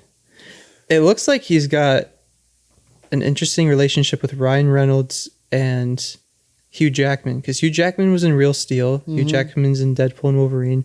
Ryan Reynolds is in Deadpool and Wolverine. Ryan Reynolds is in Free Guy. Ryan Reynolds is also in The Atom Project. And I guess he's maybe got a relationship with Ben Stiller. So he's got. So he's a comedy director of like. Did he do the original Night at Museum? Is that what he did? There's 3. He seems like he's yes. a good director of movies that blend genres, but are specifically comedy. Well, Real Steel wasn't Yeah, that's mainly a comedy. Yeah, but like But- the Night at Museums, Deadpool, Wolverine, Free Guy. Date Night is a really popular comedy. Cheaper by the dozen. Cheaper by the Yeah, so he's definitely a more The- comedic mind director. Big Fat Liar. Really? Yeah. So he's got some good movies. Okay. So he's directing a Star Wars movie. So I imagine this would be a funny movie based off of his it would be more of Repertoire. a comedic turn for Star Wars. Starfighter with Ryan Gosling. I want to see epic space battles. That's what I want to see on the big screen. Yeah, I can. I want to see. vibe with that. I want to see Ryan Reynolds look at the camera and say, "Now this this is is Star X-wing Wars." fighting." No, Ryan Gosling. Yeah, Ryan Gosling. Ryan Gosling. I want him. What did I say? Reynolds. Oh, Ryan Gosling. I want him to look at the screen and say, "Now this is X-wing fighting" or something. So know. is I would- Ryan Gosling gonna be a starfighter? I guess so. You know, after seeing, the dedication that Ryan Gosling puts in his roles like La La Land or Drive or what's another recent one? Barbie. The Fall Guy. Barbie, The Fall Guy, Are we talking about? Ryan Gosling. He's. I feel like there's another movie Was he in the Fall Guy? Ryan Gosling? he was the Fall Guy. I thought it was Ryan Reynolds. Mm-mm. Are you being serious? I haven't seen Fall Guy, so. Yes, you have. The Fall Guy. The stunt movie, not Fall Guy. The Fall Guy. Oh. Oh, Yes, I have seen that. okay. Oh, I was thinking of Free Guy. That's what my brain was confused. Ryan Gosling was also in First Man, Blade Runner 2049. I love Blade Runner. So Oh yeah, he's been in a lot of great movies. I think, Ryan Gosling is totally me. That could have been that. He's totally us. I think, just seeing off of his dedication, I'm interested to see what he does. Like, I feel like for him, the challenge is diving himself into the character so that when people watch it, they see the character. They don't just think of the star power, because I feel like that can be a challenge with certain actors and actresses when they get to a certain point of notoriety where it's like, I watched this movie, I really like Dwayne Johnson. And it's like, no, Dwayne Johnson played a character. So I think it would be fun to see how Ryan Gosling goes about bringing his expertise to this role, but making this a memorable character, and not just it being like, Yeah. oh, Ryan Gosling is now in Star Wars, if that makes sense. Guy in Rosling. Yeah. I don't know. I have zero expectations for anything Star Wars. So, Apparently, We will Andor see. season 2 is kicking it right now. dude, What if my... I'm not going to spoil my... Anyways. Whatever just happened. So that's all the news I've got for today.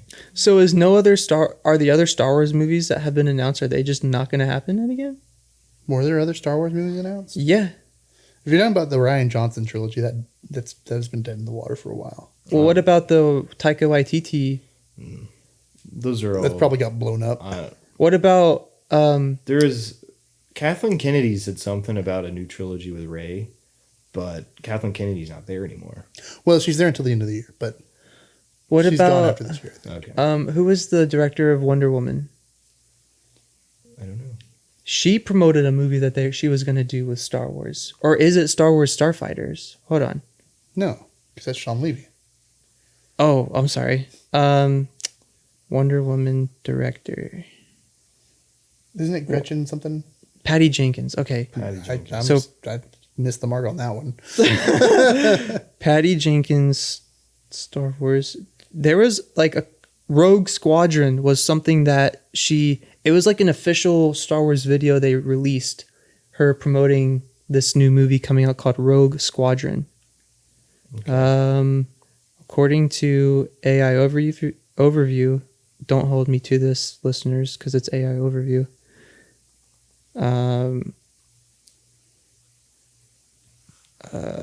Stated that. So it looks like they're still working on a script, maybe? I imagine with the sudden departure of Kathleen Kennedy, whatever their plans are is changing. Whatever they have planned, whatever they've been cooking, possibly all that's probably going to get shaken up. You know, much like when James Gunn took over DC, I think they're going to change a lot of things, probably. Yeah. James Gunn is like, yeah, so this universe y'all are trying to build and save, we're just going to start fresh, you know? He probably didn't say that exactly, but because we don't know who the new head of Star Wars is going to be yet. I know that there's like Jon Favreau's name has been thrown around, Dave Filoni's name has been thrown around, but we don't know. I don't know if I like the new head of Lucasfilm, right? Yeah. Sorry. If it was Favreau and what's his name, Filoni, if they would have done that before Mandalorian season 3 came out, I would have been happy. But now after that came out, so I'm like, I actually like Filoni's done a lot of good things for Star Wars, but I also think he's better as a creative and not as a lead. In many aspects, like I don't think Ahsoka was that good, and that was his direction. Mandalorian season 3. Yeah, it's like for whatever reason, their shows randomly like started being written really dry, and like the dialogue started. And the way that they were like acting, this was a theme throughout like 3 or 4 different shows in a row where the acting and the writing was just so like boring, and like they were just forcing cameos in, and I don't know. So like with Ahsoka, I just feel like Dave Filoni just really wanted to take his original character and then give her a whole show, rather than having this story he really needed to tell about Ahsoka, which is a shame because I love Ahsoka in the Clone Wars. The best character, and then one of the best characters in all of Star Wars. And then they had to bring her into live action, and I am like, why? And part of it's like, I really don't think Ahsoka needs to, because you introduce a whole lot of problems to the continuity of Star Wars, and it makes Ahsoka inherently a worse character, because all of a sudden she's around from literally the end of the Clone Wars to way past the end of the Empire, and you're telling me she didn't join up with the Rebels? Like, I know she shows up in Rebels, the TV show, but she shows up and basically kind of dies off screen to Vader, but we know later that that's not true because she shows up again in her own show and some other things. And she shows up in the Book of Boba Fett, I think is when that... Oh, yeah. With the weird Luke episode, or I think that's the Book of Boba Fett. That might have been... Anyways, my point is... More like... Is like, why was she not this person who knew Anakin Skywalker and Luke Skywalker during... after the Battle of Yavin... where they blow up the Death Star, is obviously really well known amongst anybody who's a rebel. So, and I get it. Those movies came out in the 70s. They didn't know they had Ahsoka. So that's why, to me, it's like, it makes sense that she dies before the events of A New Hope fighting Vader. right? Because otherwise it's like, why is she sitting on the sidelines during the entirety of the Galactic Civil War? Not linking up with the son of her former master, you know? Wouldn't that be something she does? Because obviously her morals align with that of destroying the Empire. So that's the problem you have when you bring her back post A New Hope. And it literally retroactively makes her look like a terrible person, I guess. And for sidelining during all of that. And I would have forgiven that, like, if the show was actually good. The show, I don't know. There's good parts of it, but it's fun to see Anakin again. It's just the whole like Rebels part of it. The whole like Rebels characters. Like, I like Star Wars Rebels. I think it's a really good show, but like I think they took away from what would have been a really good show, and they did the same thing that they do with every character. Disney always does this, is they turn all of their legacy characters into old cranky nihilist people.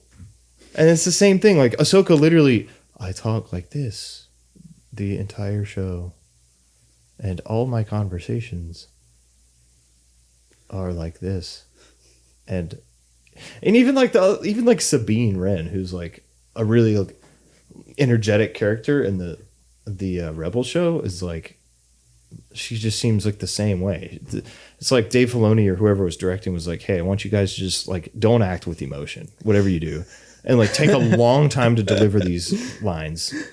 And like, I don't know. It's like stoicism can work for certain characters, but at some point it's just like, this is emotionless and lifeless. Yeah. You know, it's like, that's not really, I think, a good direction.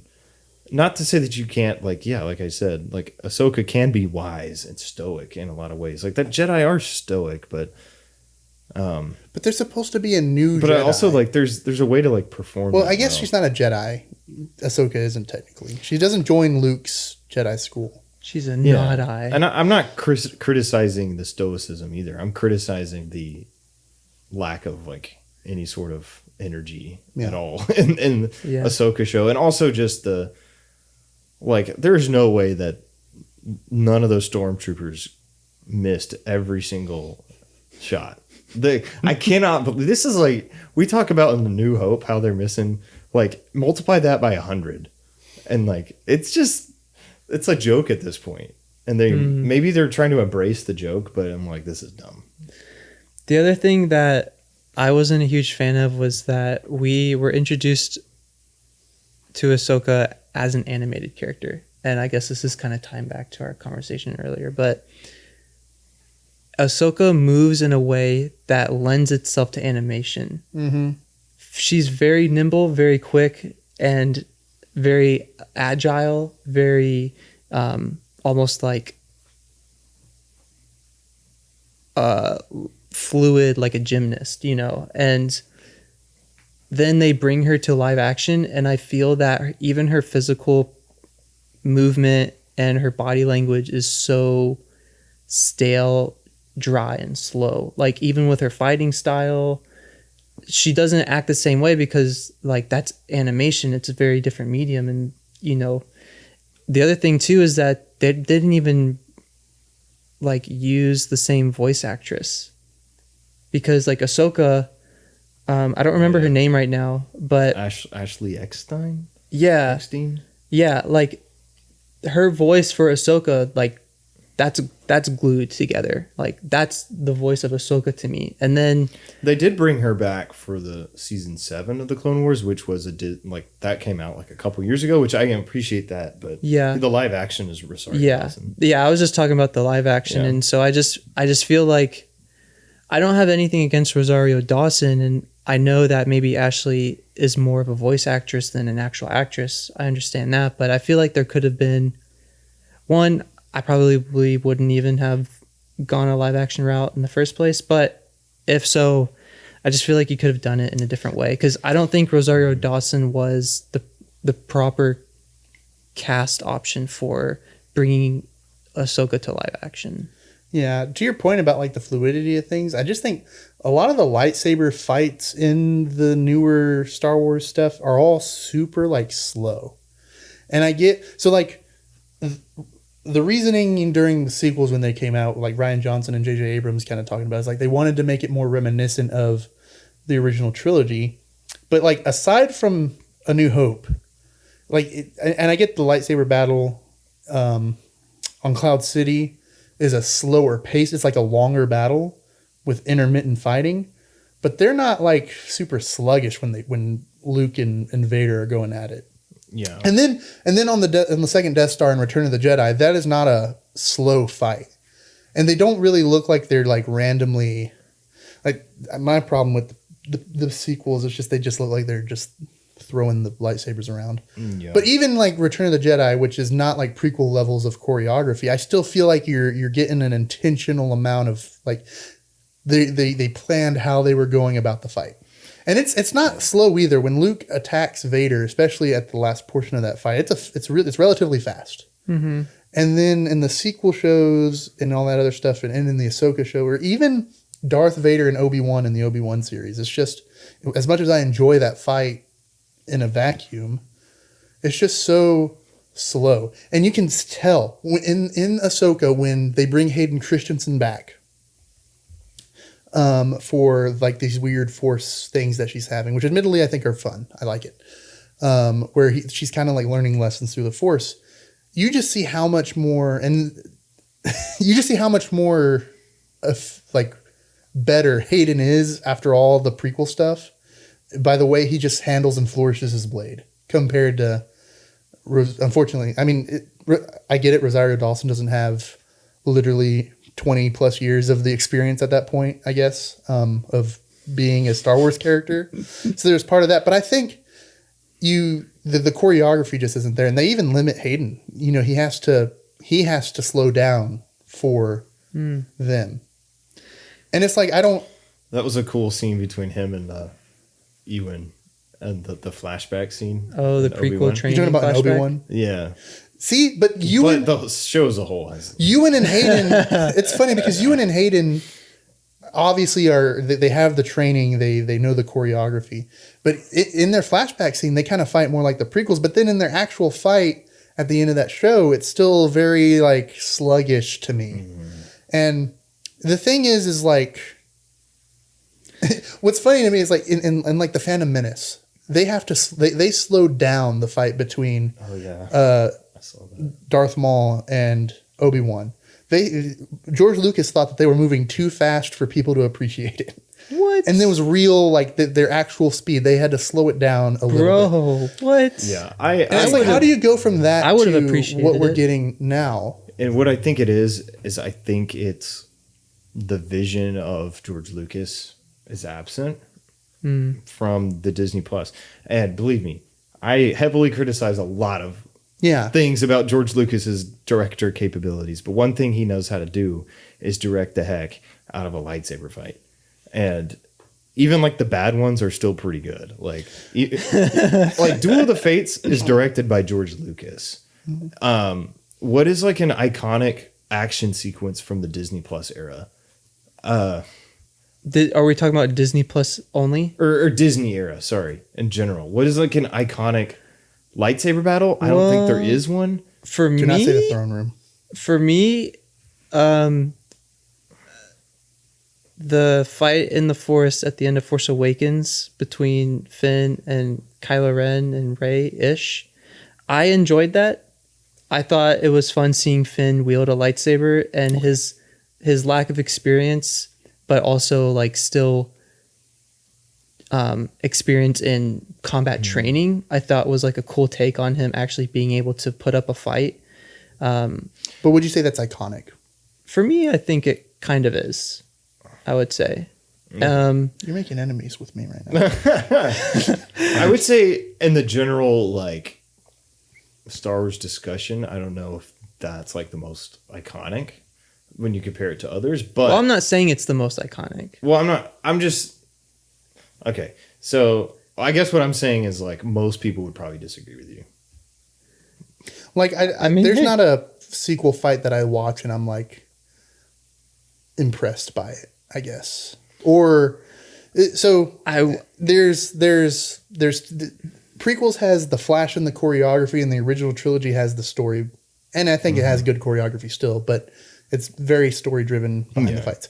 The sequels have none of that for me. I don't care about what's going on with Rey and her motivations there, and it looks like she's just swinging randomly at Kylo Ren. So I guess to kind of bring it back though to like what I was saying in general, I don't think in the Disney era of Star Wars there's that much, not only lightsaber battles but just action sequences in general that I would say like, oh, Star Wars fans are going back to that. Like, there's no like Duel of the Fates. There's no Battle of the Heroes. You know, there's no Luke versus Darth Vader, you know, type thing that we're going back to. I think, in my opinion, there's the only like legitimately like great action sequences from Disney that I can think of are from The Mandalorian. From the first 2 seasons of Mandalorian. Yeah. I was going to say the scene where any scene where he's put up against multiple enemies. And the one scene where he shows up in the Book of Boba Fett. Yeah. At the beginning of that episode. Yeah. It's an incredible one take, very grounded, like brutal action. Doesn't he like saw somebody in half with the you know, but it's like you could see like the detail, like how it felt heavy to him because he wasn't really like good at wielding it, and he wasn't attuned to it or whatever. Whatever that is. And then there's some like him versus Giancarlo Bad Guy Esposito. Moff Gideon. Yeah. He fought him. Outside of that though, I don't know if there's like really any like well-directed action sequences, or at least by that I mean like better than like passable, you know. I don't there's nothing that I'm going back to is like that's an iconic scene. There's nothing I'm searching on YouTube where I'm like rewatching the fight. The Luke Skywalker versus the battle droids. Okay, yes. Is that would be like the top one. That I would say I think Star Wars fans are going to go back here. And also I forgot Rogue One at the end, Darth Vader. I guess that I do forget yes. That is technically a Disney Star Wars movie. But that was my boy Gareth Edwards, who I think is a genuinely great director. And great action director. I know we disagree about the creator, but there's some great action. We agree on that it looks good. Yeah. And that's great spectacle. I enjoyed Chirrut Imwe's character and his fighting. I'm with the Force is with me. But that's the other thing too, like when they do introduce Chirrut Imwe and the stormtroopers are shooting, waiting to shoot, I guess. I want to go back and watch that scene again just to see the accuracy of like, are all the stormtroopers actually actively doing something, or is it like they're waiting around for their cue? I rewatched it recently because of a certain series that I'm going to recommend, but I rewatched Rogue One because of that. I wonder what. And I'm trying to remember, but it's the fight when he's first introduced, right? So they're out on Jeddah under the big Star Destroyer in that city. Mm-hmm. I think there is definitely, if I remember, because I was like trying to pay attention, I think there's definitely like one stormtrooper who just kind of waits to be hit. But then there's a second one that gets shot by his partner. Mm-hmm. So they kind of cleaned it up. But there is one that I feel like definitely was waiting around to kind of get smacked in the head. Yeah. And the other thing is like, he did use one of the stormtroopers against him as a shield. That was cool. That was pretty cool. Is your foot all right? But he's like knocking them out with his staff. And I'm like, I get it. Stormtroopers have like the cheapest equipment possible. But it's like, are they really getting knocked out by a staff with their helmet on? What's the point of the helmet? You hear like the fiberglass just shattering. Well, you see it. You see him breaking their armor. So like he's either really strong or Stormtrooper armor is basically nothing. Or that staff he's one with the Force and the Force is with him though. Or that staff is like that's true. Vibranium. I don't ultimately I don't have a problem with it because I am willing to give a pass to things that are cool, and he's definitely cool. Oh, for sure. So I don't really care. But I guess to bring us back, I think Disney hasn't figured out action yet in Star Wars in a consistent way. And yes, we can point back to a handful of scenes that we like, but nothing is, I think, at the quality of like the Lucas era. You know what's funny? You know, so I guess that's my point that I'm making, and that's what I want to see more of, especially with the Starfighter movie. Just, I want to see really like well-directed action sequences, because that is like super important part of Star Wars and Star Wars experience. I know that it doesn't always have to be action all the time, but if you can't get the action right in Star Wars, you're missing something that is part of the identity. Well, that's what I was going to say. I was like, if the sequels had just really good action all the time, I think I would forgive a lot of it.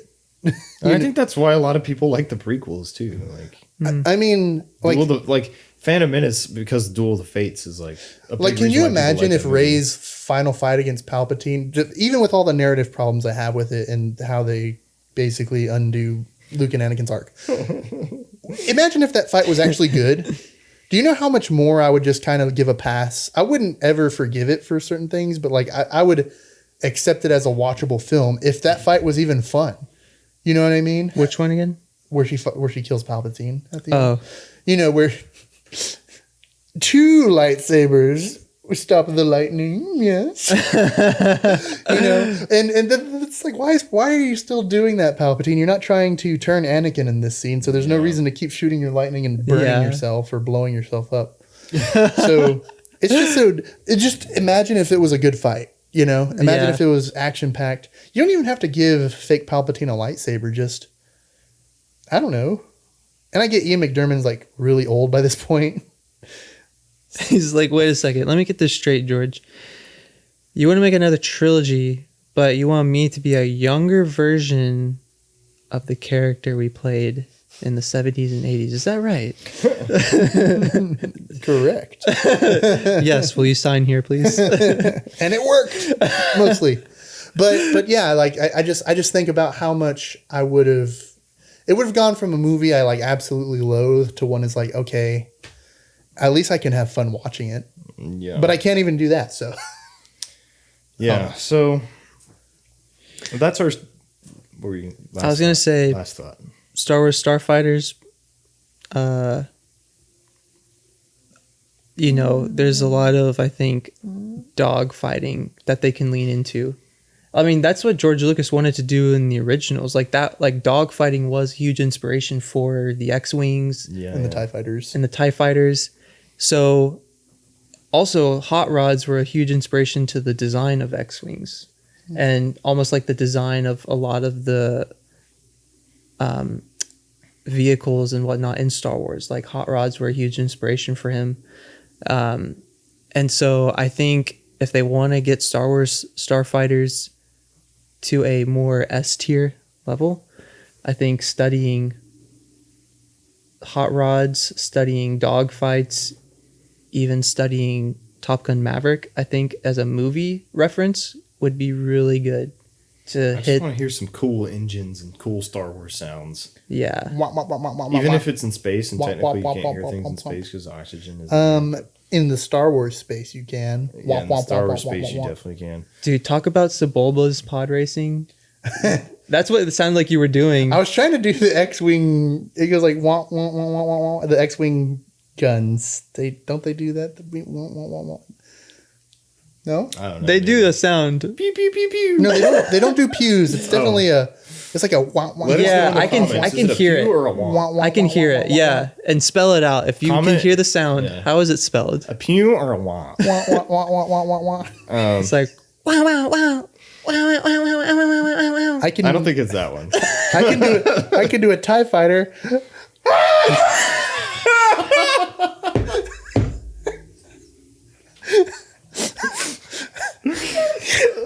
Don't ever do that again.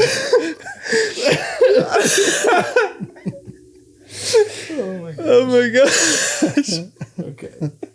Recommendations. Let's just move on. You go. I already know what your recommendation is. Yeah, I have no choice. I had to spoil it a bit, but it's Andor seasons 1 and 2. I also highly recommend the show. You haven't watched it. I've seen the first 2. season. He stole my way to steal mine. I didn't steal it. I'm just affirming. Last time I ever agreed with you. I'm sorry. Forgive me, please.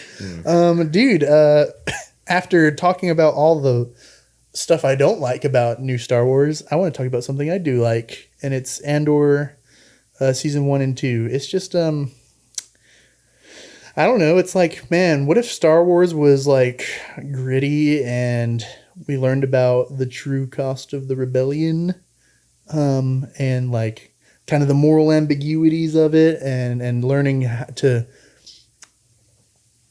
I don't know, do what's necessary, but also maybe at the same time not completely like selling your soul in the name of things, because you get a lot of characters that are either like sticklers for like we must always do things the right way, and others who are like we have to play as dirty as the Empire. And then you got characters who are kind of torn between both ideas, and reality often is somewhere in the middle. It's just a really good, like, I remember when they announced Andor, and I'm like, the guy from Rogue One, just like, oh, I guess that'd be interesting. And then I watched season 1 way back when it came out, except for the finale, because it was coming out like weekly and I got really busy. So this time around, I actually like rewatched everything and finished it. I waited for season 2 to finish airing though, not on purpose. I just happened to like, I've just been on a Star Wars kick ever since Revenge of the Sith came out. And I've been playing The Force Unleashed 1 and 2. It's just, I'm having a grand time, guys. But Andor, like I said, I watched it, and then literally after finishing season 2, I watched Rogue One to see how much the continuity like really ties into it. Pretty good. they did they got it right. I think it really does add a lot to Andor's character in in Rogue One. Not that you needed it. You didn't need to know about everything that Cassian Andor goes through to get to where he's at. But it is fun seeing him like keep this argument he has with Jyn, when he's like, after they tried to kill / save her dad, played by Mads Mikkelsen, whom I adore. She's like, he has this basically like this speech / like thing he tells her, where basically he's like, all of a sudden you want to care now that like your life has been threatened, something along those lines. Where he's like, I've been doing this every day, like this is what I've lived every day, something like that effect. I'm butchering it, and that's fine on its own right. Like you already get that Cassian is a seasoned rebel in the movie by itself, but now seeing literally all the things that he'd given up or lost in the name of fighting the Empire, it just adds a lot more weight to it, that I think is like well deserved. Orson Krennic, played by Ben Mendelsohn, is in season 2, and he is awesome. I really liked him in Rogue One. I really like him here. The way they present the Empire is a lot more personal. They don't make you really empathize with them necessarily, but you kind of understand why certain characters fight for them, however misguided they may be, and sometimes just straight up evil in certain cases. But it gives you a good like understanding of like why even people agreed to work with the Empire, right? Yeah. It versus like, hey, aren't these guys kind of like super evil all the time? Isn't our leader, the Emperor, like an evil space wizard or something? Which people don't actually know that. That's not lunch like table conversations. That's not a thing. That's not like common knowledge in the Star Wars universe. But it is funny. It's like, yeah, he's kind of an evil space wizard. But why would we work for that guy? I saw him playing with this red glow stick the other day. I don't even know what that is. He's followed around by these evil red guards that all wear red armor. And Darth Vader is a whole nother story. His mentor like does this like cool DJ party light show thing with his fingers. So it's just you get a lot for it. It's just, this is what Star Wars TV shows are for. It's to enhance the lore and the background of the major events we see in the movies. That's where I think like that's a problem. That's why The Mandalorian season 1 and 2 are so good, is because it's not about the grander story. And I know we see Luke, which I accept and like in season 2, but it's really just like showing you kind of like the state of the of certain planets and kind of the world a few years after the fall of the Empire. Like that's what people want. That's what gripped people so much. And you get that with Andor, where it's like you get to see truly how bad it was for everyone under the Empire, right? while, all these other things are going on the bigger screens and the bigger picture. That's what Star Wars TV shows, I think, need to do. They found what works.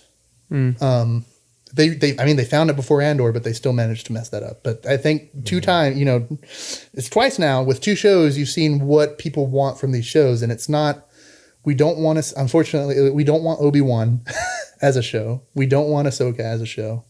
I guess Acolyte kind of failed. But I think people did want Obi-Wan, whether it was a show or a movie. I just think Obi-Wan was treated story-wise very poorly. Oh yeah, that was a big thing. Everybody wanted the Solo, not Han Solo, but the what's his name, Obi-Wan, the Solo Obi-Wan show. Yeah, and we all wanted that, and then they gave it to us, and it was like, you can have it back. Well, I'm saying after the fact, we've recognized that is not what we want. At least their version of that, we don't want it. But if they would have taken what they would have recognized from Andor and The Mandalorian and I know it's not canon, but lean into that more grounded story that Obi-Wan's book focuses on, where he's helping out farmers and fighting off sand people. I know that's not all of it because I haven't read the whole thing, but that is a great avenue to take, learning your lesson with what works with these Disney Plus Star Wars shows, Because I feel that's a similar vein as what Andor has done, Mandalorian has done. Yeah, because in Obi-Wan, he fights Darth Vader again, which is, again, I keep bringing up how I enjoy the fight, but narratively, it ruins a lot of things. It is unnecessary. It makes, the more I think about it, the more it upsets me. Anyways, this is just a recommendation. We're going too far. It's okay. I'm going too far. We own this podcast. We can talk. Andor is also just incredible in terms of production design. Yeah. And really the production design stands out. The sets are immaculate. Season 1 is all I've seen, but I've also Andy Serkis is the prison sequence is some of the best TV you'll ever watch. It's so entertaining. It's so good. And yeah, Stellan Skarsgård is great. He has a great monologue I think you referenced earlier. Yeah. Great acting, great writing, really entertaining. The action, it's not a super action-filled show, but when it has it, it's great. And season 2 has a bit of action. It's almost like a thriller. It's very tense. Characters don't have plot armor. It's very, very. It's a show that has a very unique vision for Star Wars that we haven't really seen. It's probably the most mature Star Wars on live action we've seen.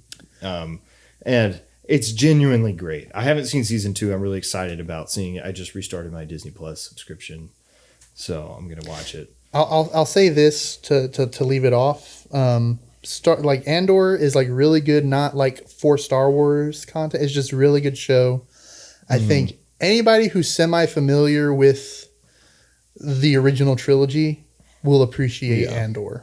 Yeah. And I think that's most people. Most people have seen the original Star Wars movies. Yeah. Yeah. And if you just are looking for a good show, you don't have to be a major Star Wars fan to get anything out of this. In fact, there's references of it, but there's very little, Star Wars-isms in the show. So, but it still feels like Star Wars. It's still definitely Star Wars. There's just not. Yeah. It's not it's Guy Glup. It's a seemingly inconsequential show throughout the entire Star Wars canon, but it's so good. It's definitely worth watching. It feels different, but also honors what makes Star Wars great. Yeah. So, and a little fun fact: the first trailer, I'm pretty sure that dropped for Andor season 2, was the first trailer in Star Wars to use a song that was not based in the Star Wars universe. Oh, really? They used, I don't know if you remember, but it was kind of this rock song that was being played in the Andor season 2 trailer. And I'm not sure if it was a remake of the original song, but it had this rock, kind of gritty rock feel to it. And it was actually very surprising because for all of Star Wars promotional material, like we've known them to use their own music. Star Wars orchestral music, you know, because you're going to another universe essentially. But it was interesting. They used a song from our own world to be paired with a world not of this world. So it was very interesting and people like noticed it. So that's a little fun fact. I can't remember the name of the song right now, but a little fun fact. It's out there. It's out there. Yep. Cool. Well, my recommendation is this movie, Baby Driver. Yeah. Car seat not included. Yeah, car seat is not included. So, Baby Driver is about a guy played by Ansel Elgort. I think he's just called Baby in the movie.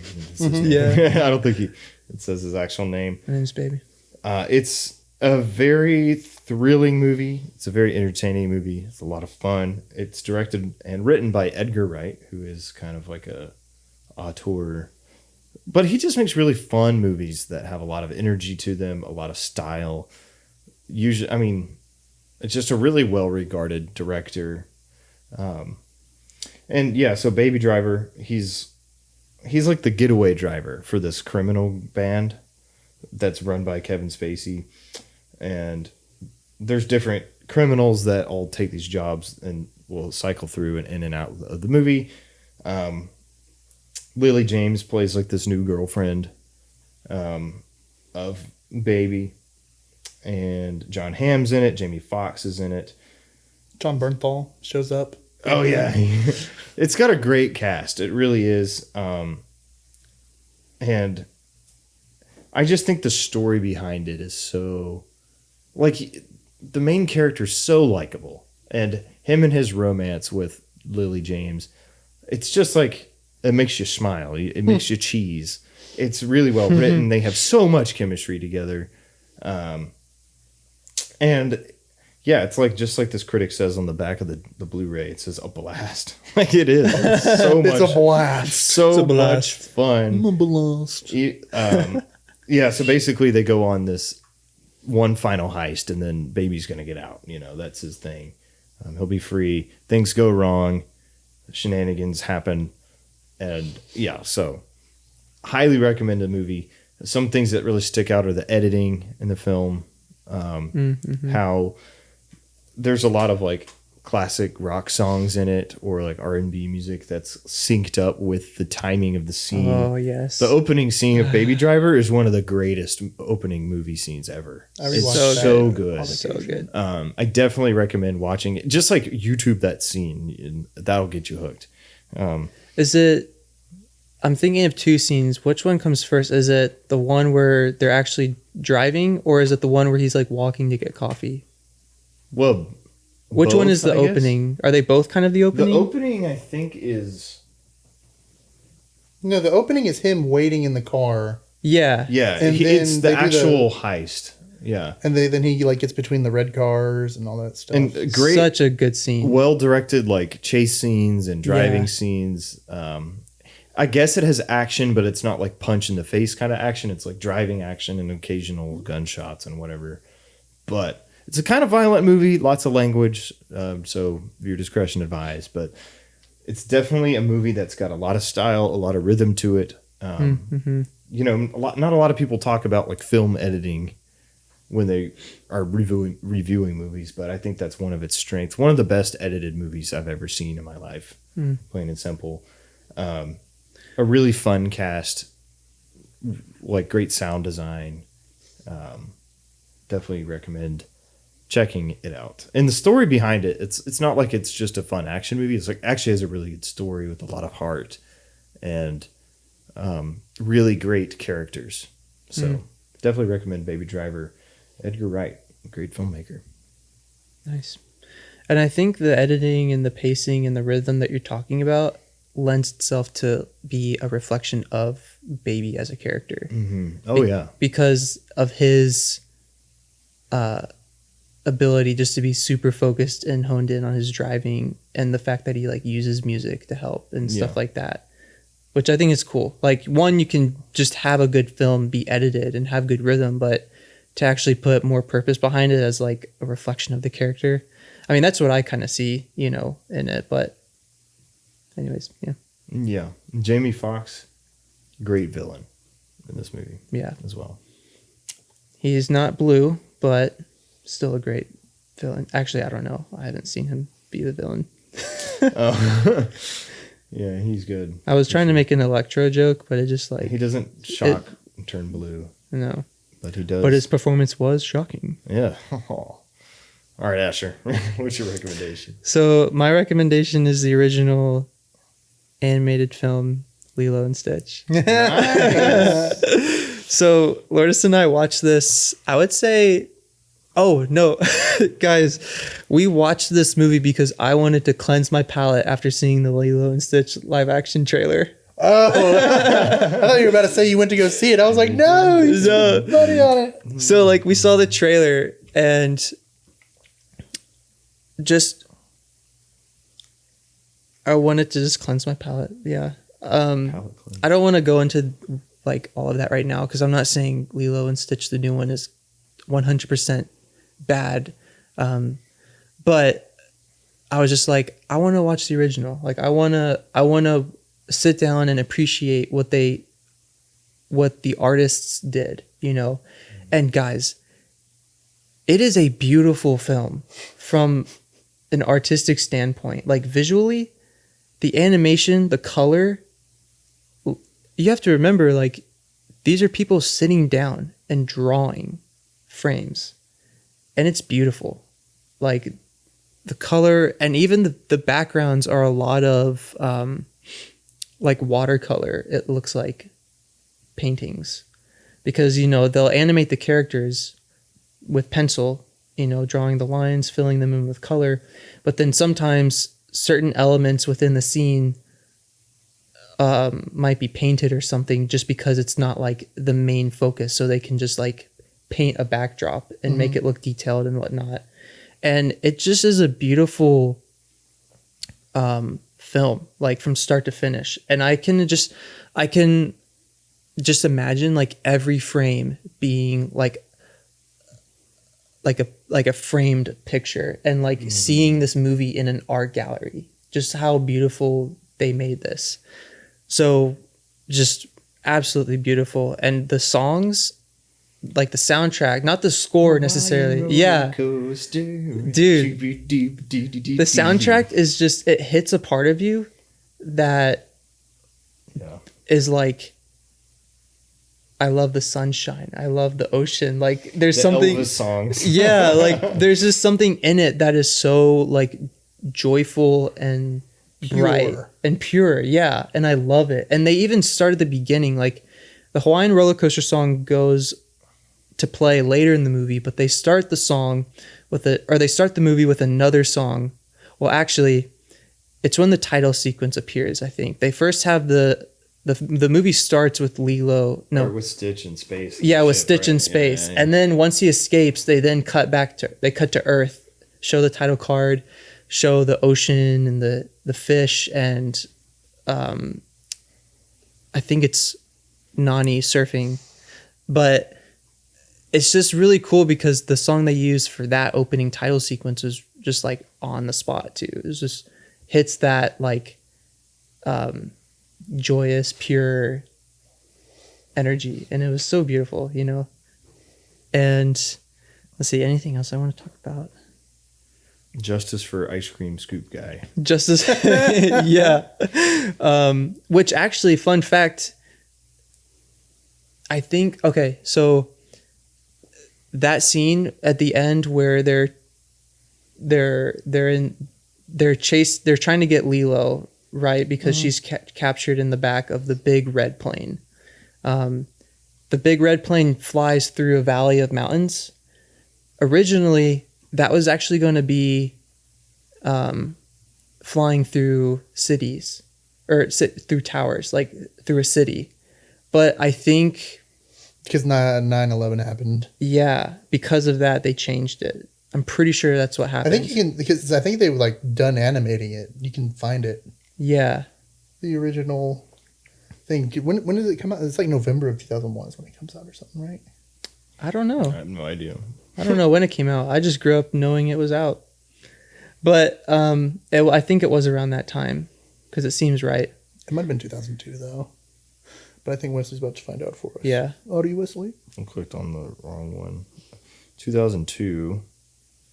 What day or time of year? Probably the summer, right? Or spring.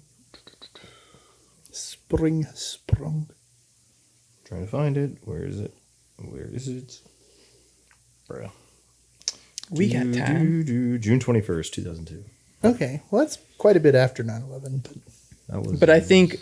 But then that's when it was. Does take a while. But that was when it was released, so they were Yeah. still probably working on it, and it was sooner, Yeah. closer to the historical moment. Yeah, they probably had it animated, and they probably don't animate things in order of when they happen either. So Oh yeah, you have. They probably have like a system. Yeah. So they probably these existed, animators get this shot, and it's these finished, animators and then get they're this like, shot. maybe we shouldn't. Yeah. After that, It's great. Yeah, but I think maybe final thoughts on it. Stitch is baller. Like, funny. I love the character. I understand Lilo's frustration with him, like in the beginning of the film, because he's literally like just a menace. But there's really good storytelling in it because I didn't notice all of the heart like in the story. I think when I was younger, between Lilo and Nani, like that custody, really not custody, but like her legal guardian. Yeah. The whole thing with her like being a legal guardian, all that stuff, and like with Stitch trying to find out who he is. Like, is he more than just, blowing things up and destroying things that he was created for? Like, I thought it was really cool, and create a blue creature that you can almost cry over when he's sad and alone, and he's like saying it in his Stitch voice. Beautiful storytelling. So funny, heartfelt, just beautifully done from an artistic standpoint, and all around a good recommendation. Lilo and Stitch. Most excellent, Asher. Most excellent. Excellent recommendations, gentlemen. Why, thank you. Excellent recommendations. Well, you can find us on Spotify, Apple Music, or podcasts. Sorry. You can find us on YouTube. You can find us on Instagram and now TikTok. You've been popping off on TikTok. So we have clips on there. I guess we don't have a full podcast on TikTok or Instagram, but we usually release the shorts. Yeah. Which is where you can watch them. Yeah, so you can email us if you want. Email us. Be another emailer. Give us recommendations on stuff you want to hear from us. Yep. Like, comment, subscribe, all that nonsense. Hit the notification bell. Not nonsense. Like and comment. Like, share, and repost, subscribe. Whatever form and you're follow on. Or whatever. Tell your friends about us. Links in the description. Yes. About us specifically, not the podcast. Send a letter to your friend through the mail. Write out a letter and say, Dearest friend. Write out a letter and include a hyperlink in the letter. I have heard of a just underline it podcast. Yeah, or you could just send a text. That'd probably be a lot easier. Yeah, but hey. So all of that is in the show notes. All that's in the show notes. All that good stuff. Thanks for tuning in. I'm gonna sit up proper for the outro. Thanks for tuning in to the On the Slate Movie Podcast. We are your host, Wesley, Jason, and Asher. God bless. Have a great summer. See you in the next one.